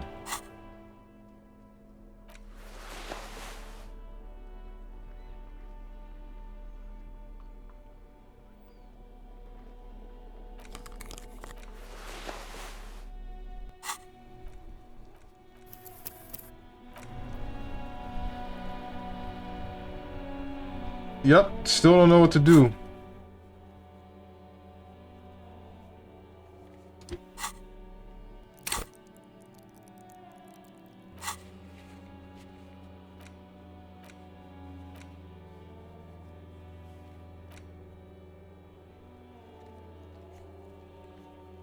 Dance check, go do it. Oh my god.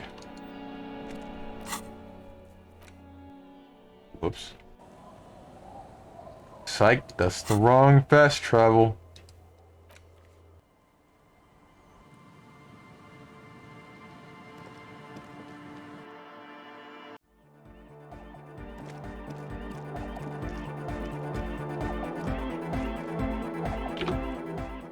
I'll humor you, and I'll save Scum for this one thing since you want to see it so bad. Oh, hey, man. It's good to see you. Save your fare. Bye, officer.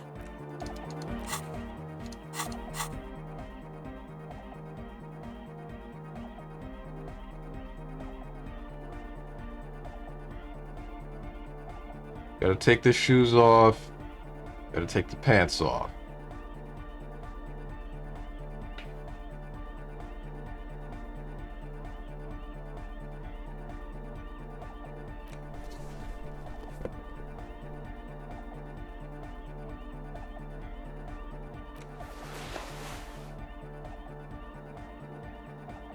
You're facing...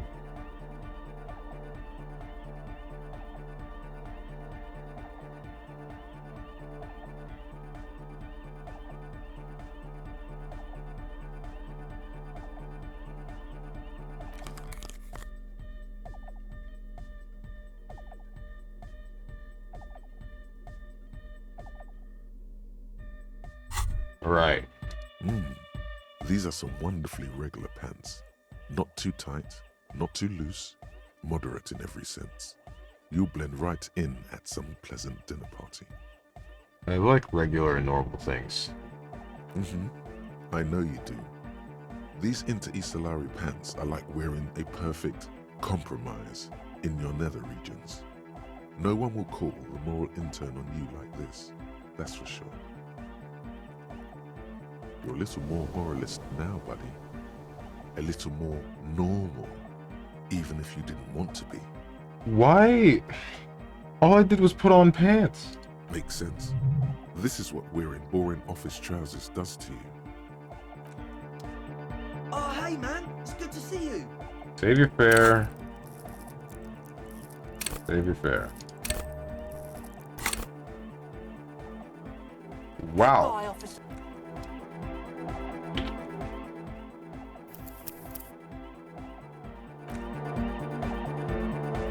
Wait, did I just... Okay, no, I didn't. Oh, hey, man. What's up, Quote? Why is he schmooving like that? I don't know, he's weird. You close your eye.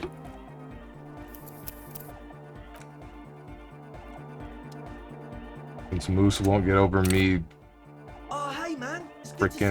freaking trying Close this. your eyes and dream of the shapes your body should form. Oh my god.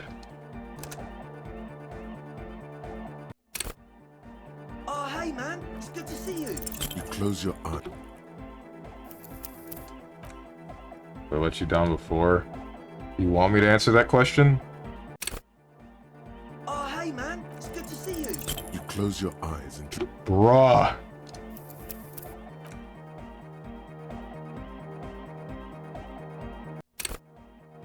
Oh, hey, man. It's good to see you. you close your Finally. eyes and vacate your skull, leaving your brain to wonder, where did that little fluttering light go? Total darkness.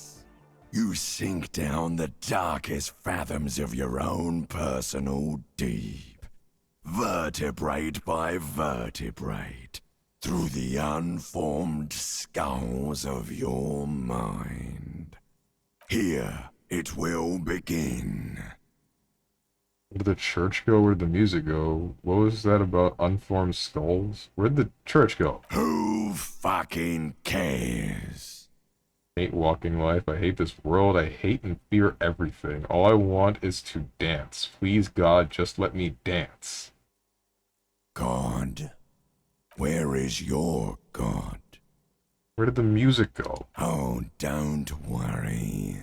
The music's still there. It's you who is gone. No, really, why can't I hear anything? This is a pivotal moment. Try not to piss yourself. Concentrate on hearing. Nothing. Just the immaculate silence of your spinal fluid. Electrified. Did I black out? Did I just pass out from thinking hard enough about dancing? What the hell? What was that about unformed skulls? I'm gonna let you in on a little secret. Every vertebrae in your spine is an unformed skull ready to pop up and replace the old one. Like shark teeth. The one you're currently in has a little brain forming in it, waiting for its turn to rule the world. Who are you? I am the spinal cord. What do you want? From what I can see, it's about to bust a move. Bust a move. Foolhardy! Do you even know what's happening on the surface? Maybe 1,000 years have passed. Or maybe you started spazzing out like 2 seconds ago. With your eyes still closed, the first thing you feel, all the way back in the pivoting darkness of your own torso, is warmth. You have become a triumph of rhythmoplastics, somewhere in a smelly wooden church on the coast of Revachol.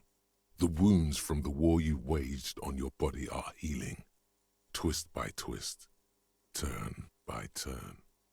You must have touched upon an entirely new way of moving the human body. Every motion is pumping your brain full of endorphins. Open your eyes to the pioneering glory of hard style. Open your eyes and dance like you've never danced before.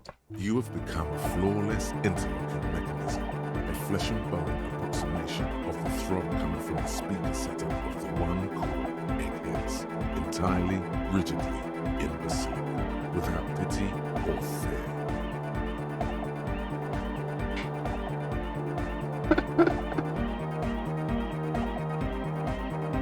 Not gonna lie, homie, killing it. Yeah. Old man knows what's up. Free from self-awareness, no deliberation, only, and I mean only, execution. Oh my god! No way!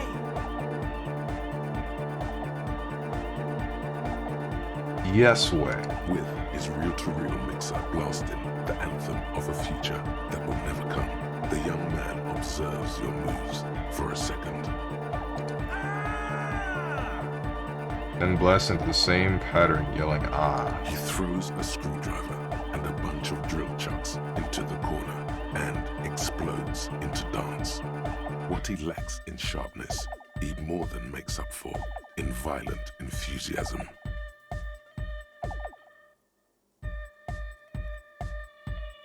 Kim, get in here. What's going on here? Delinquents. My god. What's going on here? The link. Lieutenant looks at you and the speed freaks grinding around in the church. A group of unhinged lunatics. So get in here and dance. The lieutenant squeezes the bridge of his nose. The light reflects off his glasses, giving him the appearance of a surgeon in the middle of a tense procedure. He's having trouble adjusting to the new reality before him. What's happening? The lieutenant is forced to yell over the futuristic music blasting from the speakers. I'm undercover. I'm not doing anything. The music made its mind up a long time ago. I'm just implementing. Help King, I think I'm turning into some kind of hyperstar.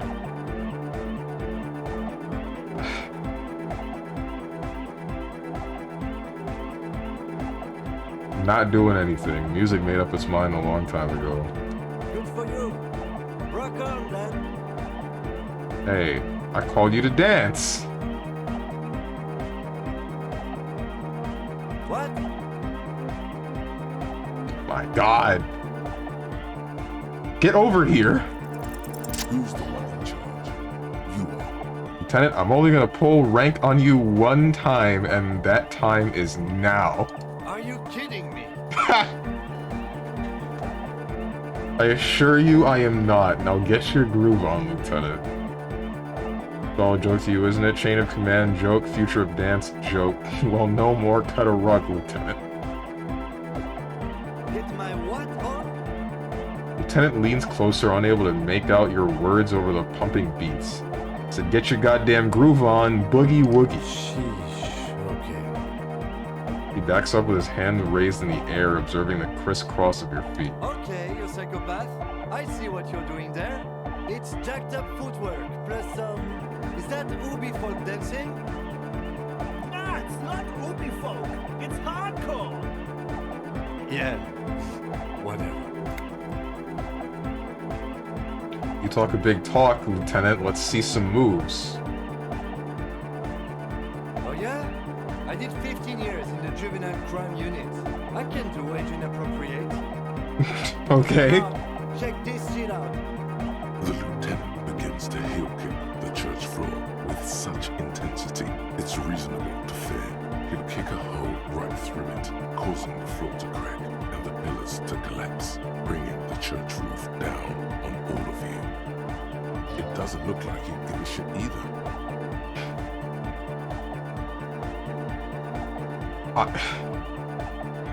Is there anything more I can do? I want to break the limit. The dynamic motion of your flailing body is bordering on the extreme. You're going off the charts. You feel as if turning on the hyperdrive would be a point of no return. Feels almost melancholy. Are you sure you have the entire posse along for this?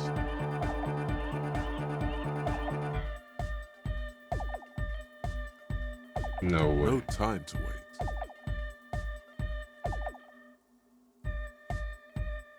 Turn to the cell. What are you doing? The young woman lifts her headphones up slightly and raises her chin, looking at you expectantly. Asil, aren't you going to dance? No, recording. Turns to Suna, then back to you. She briskly shakes her head and puts her headphones back on. The lead programmer throws the other young woman a knowing glance before turning her attention back to her own work. You whack! She's still at her mainframe, pressing buttons, reading printouts, but she started nodding her head along to the music. Pointed Andre, it's the law. The young man immediately Dance. bounces up and down, then assumes the same dance pattern, embellishing it with some sort of waving motion.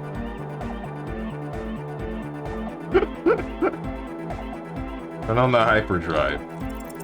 On the coast of the Martinez Inlet, in a small weather-beaten stave church built 380 years ago by settlers from the Occident, most likely to guard against an anomaly at its center, an officer of the RCM is contorting his body into idiotically rigid shapes as he invents the future of dance music. It's the hardest anyone has ever danced. What is this strange feeling I keep having? This cold, even now. I am La Revacholière. Huh? I am the city. What do you mean you are the city? I am a fragment of the world spirit, the genius Loki of Revachol. My heart is the wind corridor. The bottom of my air is red. I have 100,000 luminous arms. Come morning, I carry industrial dust and let it settle on tree leaves. I shake the dust from those leaves and onto your coat. I've seen you. I've seen you. I've seen you with her. And I've seen you without her. I've seen you on the crescent of the hill. How are you talking to me? The modulations of my voice are noted down with thermometers and barometers. You feel me in your nostrils, on the little hairs on the back of your neck. I also reside in your lungs and vestigial organs. Everywhere there is space. But who am I? Why are you talking to me? You are an officer of the citizens' militia, Jaunt and Rebut. When you wear your coat, you wear my soul. You move through my streets freely, in motor carriages and on foot. You have access to the hidden places. You also circulate among those who are hidden. I need you. You can keep me on this earth. Be vigilant. I love you. An officer of the RCM is lying on the floor of a small church with his eyes rolled back and his tongue lolling out. Several others are standing around him. He slowly comes to. Had a good rest there? My guy! I passed out on the floor! Help me!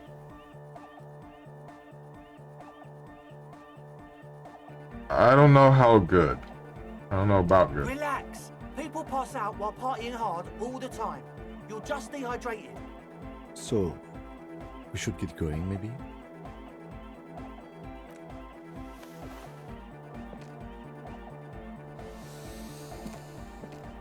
You All might right. be imagining it, but it feels like Egghead turned the volume down. Such is his respect. Man! Now, man! Now... The would-be leader stutters with excitement. Now imagine if we could do that, right? But with like 1,000 people. End of human development. Mission complete. Right. Ecstatic. All right!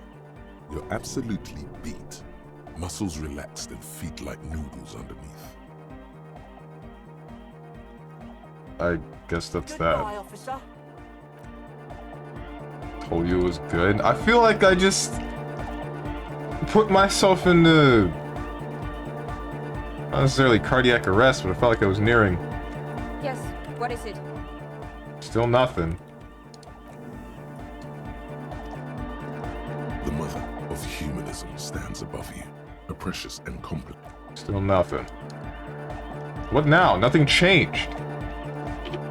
Either way, well, part of me wants to go back to the save that didn't have me passing that check, but another part of me is thinking it doesn't matter, because I didn't do anything except for heal.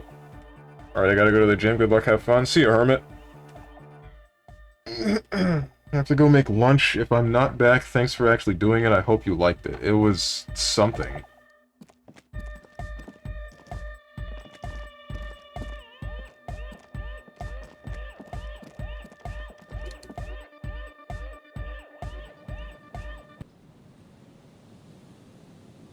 Well, no.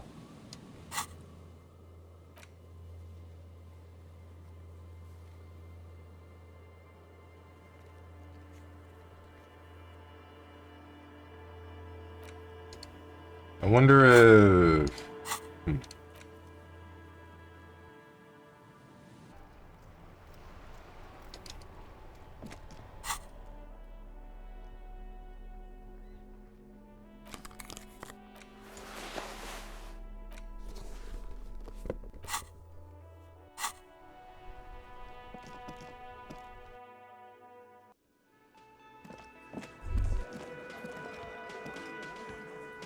It's you again. What is it? Hey, Titus. Yeah, talk to Fasse, now I need to talk to Ruby. Why? Leans back and regards you with curiosity. Wait, hang on. I actually do want to not have save scummed that.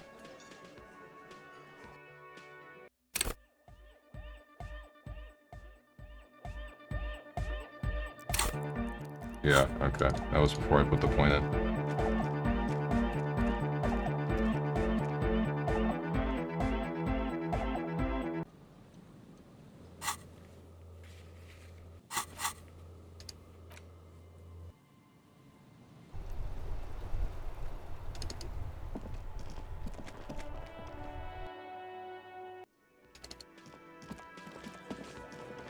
It's you again.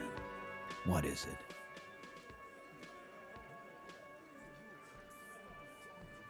Okay, so what's the say? He leans back and regards you with curiosity. Because she's your real leader, going to level with you. She's the next link in the chain that leads me to Lely's killer. I've seen her in a lot. Laudanum included delirium. The paranormal extinct whispers her name into my ear.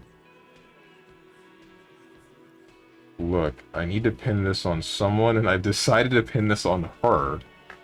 She suspects she killed the victim, that's why. A civil war is brewing on the only way to prevent it is to solve the murder. That means talking to Ruby. Is a suspect? She's a suspect. It's this. Sounds like you want to push this steaming pile of shit on anyone. And now you pet Ruby. Well, not on my watch you won't. Ruby's one of us. We're not gonna throw her under your moral intern steamroller. Fuck that shit. And fuck you too, moral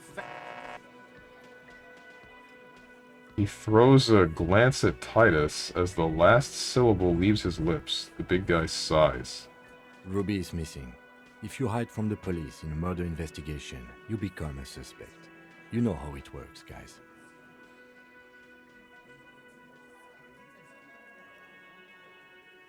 That's nothing. That's just legalese. You don't even have a sound theory. I don't want to be rude, but we're trying to get some R&R here. Think you could fuck off now? I think we'll keep sticking around, Titus. You'll be surprised at how quickly a theory presents itself if you keep looking.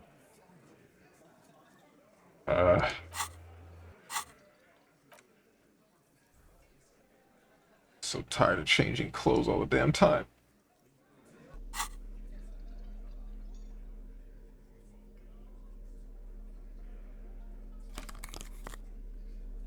What the hell else? Where is it?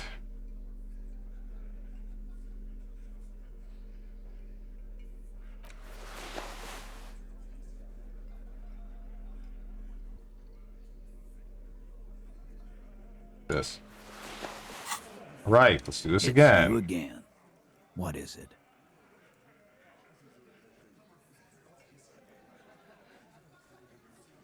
Here we go. A sudden flash of lightning in your neocortex. The hostel cafeteria is lit by its airy blaze. Floor plans, bullet trajectories, webs of human emotion, all channeled into a single thought. A massive activity spike in the amygdala copicum, the part cops use to pin murders on people. Why are you so sure Ruby didn't off him? Because she was here, all night, with us. He's cobbling together shit so he can put her away. It's Cop 101. She was here all night? 11:30 to 12:15? She was here during all that time? Yeah, with us, drinking. Near the stage there. He points to the karaoke stage. She didn't go to the toilet. She didn't go to the bar for a drink. Didn't go out for fresh air for one smoke. Oh, shoot. Wait. Oh. If there was the key here, And she was hanging with them. And then she could slip through the back door. Okay. Didn't go to the bar for a drink. No. In the whole 45-minute window, she was with you. All the time. All right. She took a fucking leak, okay? For one moment. Maybe went out too. She has an operation to run from her lorry. We're not getting into what that operation is again, Cobb. And just 'cause she was gone for 5 minutes doesn't mean she magically got to the roof and shot him. I've been through this. It's not plausible. He's been through it. That means he's suspected her too. All right, we're in. We got Ruby unaccounted for sometime during the window. This was crucial. Now let's place her on that roof. You agreed the shot came from the roof, right? There's a secret route in the kitchen that leads straight to the roof. Have you noticed the winch out back on the out wall of the whirling? Secret route in the kitchen that leads to the roof. How? He looks sincerely curious. Through what looks like an abandoned pinball workshop. People say there was a pinball arcade here, sometime before the hostel. What was it called, Theo? East Delta Pinball Arcade. Weird place. Went bankrupt. Okay, but how'd you get up? There's no room for a staircase in this building. Or an elevator, for that matter. The elevator is outside the building. It's an old dumbwaiter used for moving pinball machines up and down from the workshop. From there, a door leads straight to the roof. You can just step outside.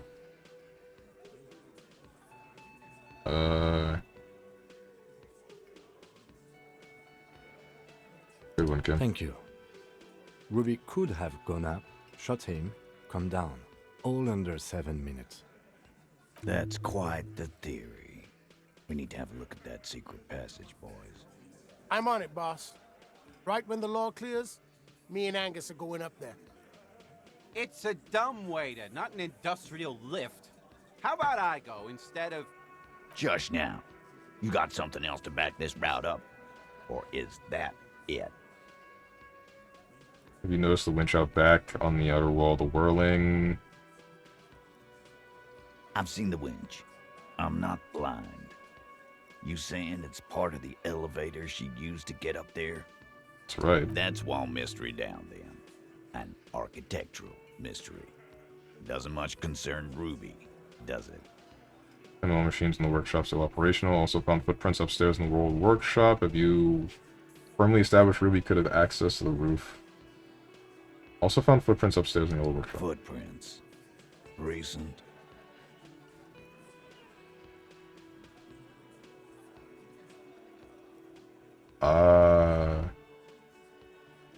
Not a week or two. That close, huh? How fortunate. I'll take a thorough look at those prints myself before I believe that call. Good news is, I'm still listening.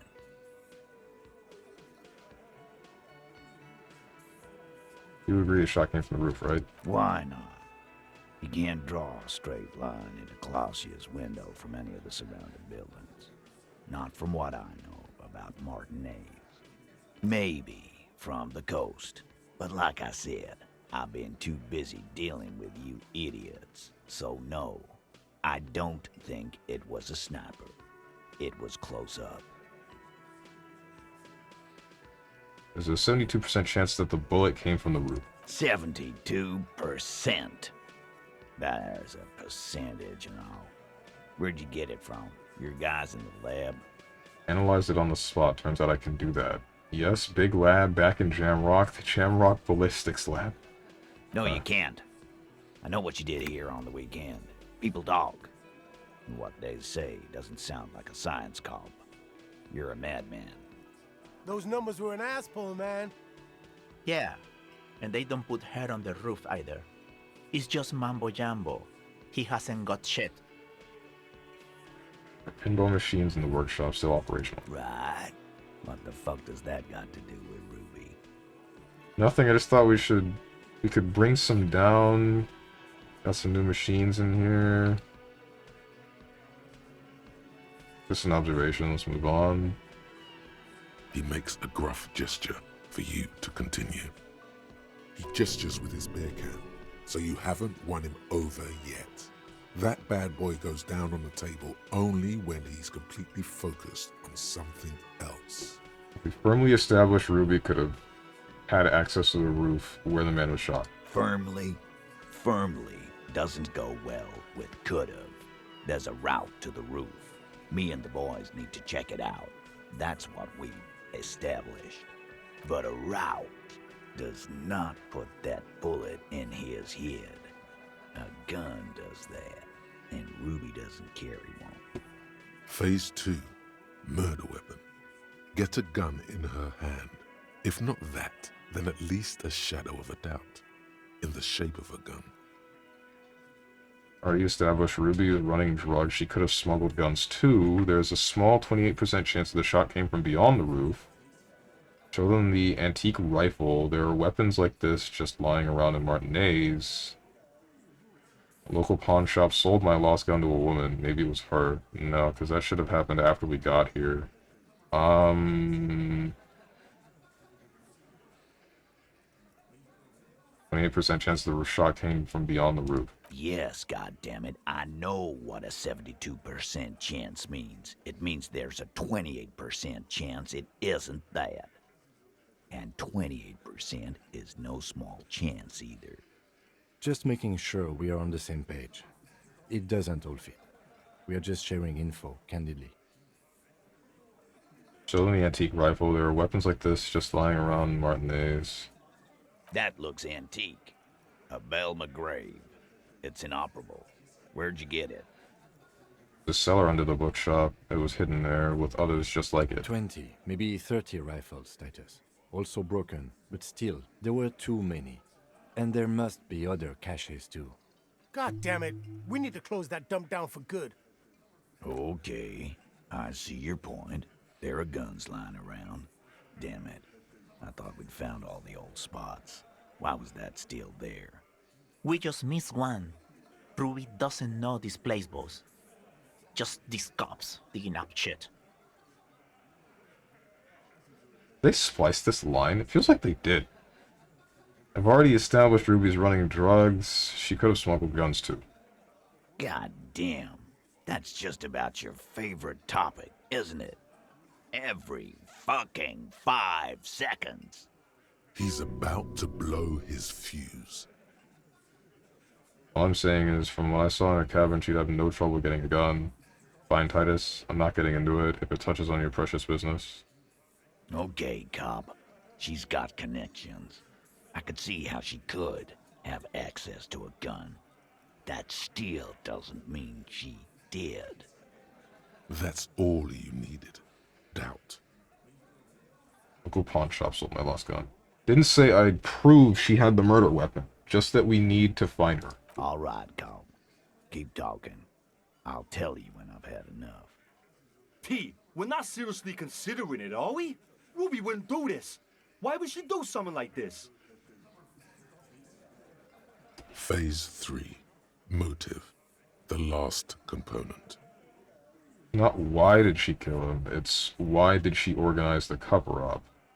Maybe it's all part of a leadership challenge against you, Titus. Maybe she killed him because she thought it would curry favor with you. Why did she organize the cover-up? And I suppose you have a theory on that.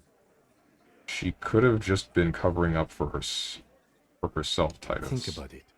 Why go through all that effort? It was her idea, wasn't it? The hanging.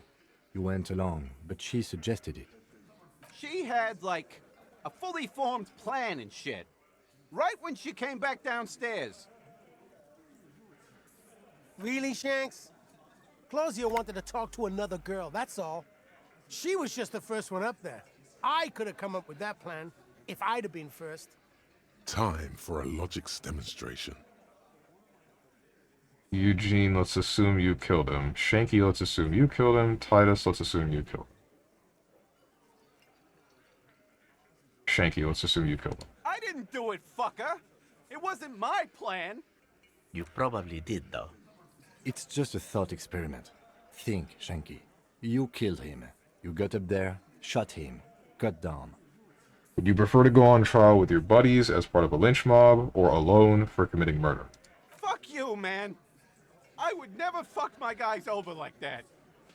He squeaks with indignation. She didn't either. She would never do that. Why aren't more of you defending her? This is fucking stupid, Titus.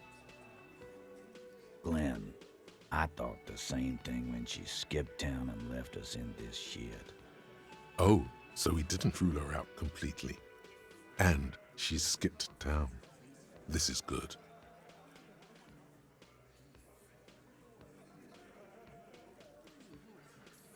Titus, you have to see it. Things don't add up. We need to talk to her.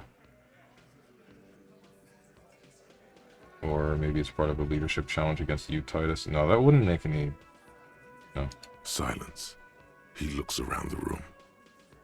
The old man in the corner nods. A very small nod. And a trickle of tobacco spit on his lip. Yeah, I see it. There's one more thing I've been wondering about. Ever since you asked me where she is. Add it to your list of suspicions, if you won't. I don't know where she went. She just got up and left. Got real scared, too. Wouldn't tell me where. However hard I asked. Wanna know why? Why? She was afraid I would tell you. Maybe she was right. By now, I probably would. She knew there's evidence on her, and she knew we'd find it. This is typical suspect behavior, why fleeing is always incriminatory. Perhaps. Ask her if you find her. It won't be easy, though. She made sure of that. When did she leave? What was she scared of? Do you have any clues on where Ruby went? Have you looked for her? Do you know what she's doing with Ulan and was frequencies? When did she leave? Friday afternoon, when you first arrived. I got word the RCM was in town. Then she came in to see me. Told me she was leaving. That's when we had our little conversation. What was she scared of? I told you. You. Me as in the RCO? No, you. As in the cop with the sideburns and the disco clothes. Hmm. No wonder she's afraid. I've come to declare the ending of the human experiment. You probably knew me from singing days. Sorry, God, why does everything flee at the sight of my shadow? I have no idea why she'd be scared. I'm just a normal cop with regular thoughts in his head. Sure. Normal. He says without smiling. You know, when I first saw you limping here, I thought she was paranoid or sniffing her own supply. But now I'm not so sure. What else did Ruby tell you about me? She said you have a funny taste in clothes, and that you won't stop. Won't stop? Until you have something on her. She said she's heard of you from Jamrock, that you're a human can opener, that you play suspects against each other, open them up, like cans. Fucking hell. Titus, did he just... Open Angus up like a can? Yes, he did. Now, we can whine about it, whack him, or we can go on with our lives. I'm having a go on with our lives kind of day, Al. How about you? Silence. He nods. Is that true, Kim? Am I a can opener? You are insistent. He nods. Anything else? Anything? Yeah, there was something else. She wouldn't tell me, though. I could see she wanted to. It was burning on her lips. This cop, Titus. This cop, he... But she was too scared. Scared? You should be too. A strange fear creeps over you.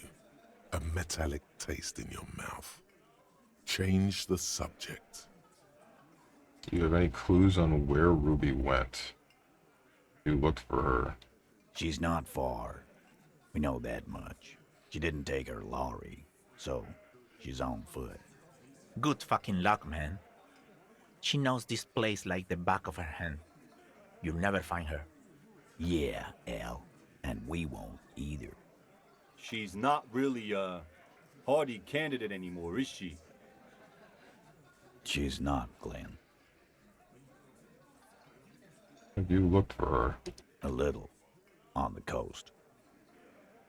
Where have you looked for her, more precisely? More precisely, on the coast, past the waterlock.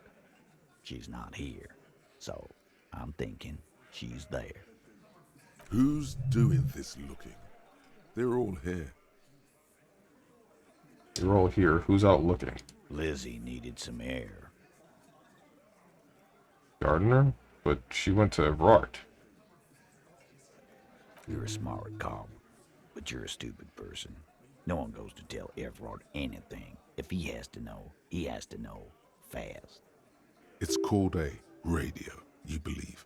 The gardener may have played you a game when she stormed out. She has her own plan. Brett. Can you tell me where on the coast I should start looking? Sure. There's some shit houses there. A cinder block town. Fisherfolk there refuse to unionize. So, that's one place we haven't looked. I hear they have a shack where junkies sometimes crash. Time for you to step up. Ask about Ruby in the village. We'll start there. One more question. What does Ruby look like? Boyish. Hair's red. Dyed. She looks like a Lowry man. You know what she's doing with Ulan frequencies? The what now? I have no idea. Boys? She said she's building a pale emitter. What? What? We were talking about radio equipment. She said she's doing Ulan frequencies and a pale something. I don't know more. This guy barely understands what he's talking about. There you have it. Pale something. Not much, but it'll do. It'll have to. Puts his hand out. Shake it. His grip is firm and reassuring, like holding a piece of unpolished granite. All done. Cool. Ask the fisherfolk in the village, maybe their leader knows something. Jamais vu. Derealization. Jamais vu. The opposite of déjà vu. Not already seen, but never seen. Everything that should be familiar appears strange and new, like some half-forgotten day in your childhood. Only now. That's the feeling you've been having. And for who knows how long. You should go and ask Joyce Messier about this. What world are we in? This is a fundamental question.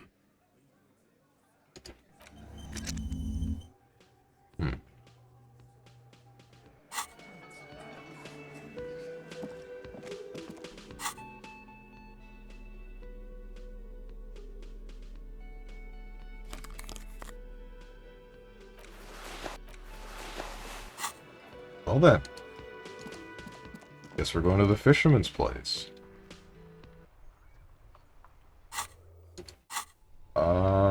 In the meantime... Okay. I keep forgetting, the map is here, and I'm thinking it's in like a different menu, and it's never in a different menu. My god. So now I can do this. And then I shall stop for today.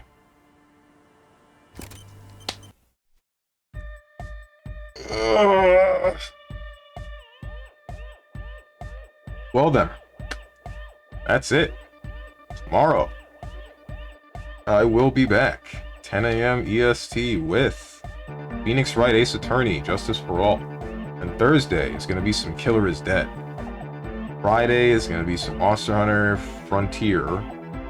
And then Saturday is Street Fighter 6. So, yeah, hopefully that'll all be fun. If you guys got anything to say to me, or anyone else who's decided to join, hit up the Discord below the stream. If you click the picture that says Discord, I am going to go get food. I hope you guys have a good rest of your day, evening, morning, or night, whatever time might be for you. Thank you for watching, and goodbye.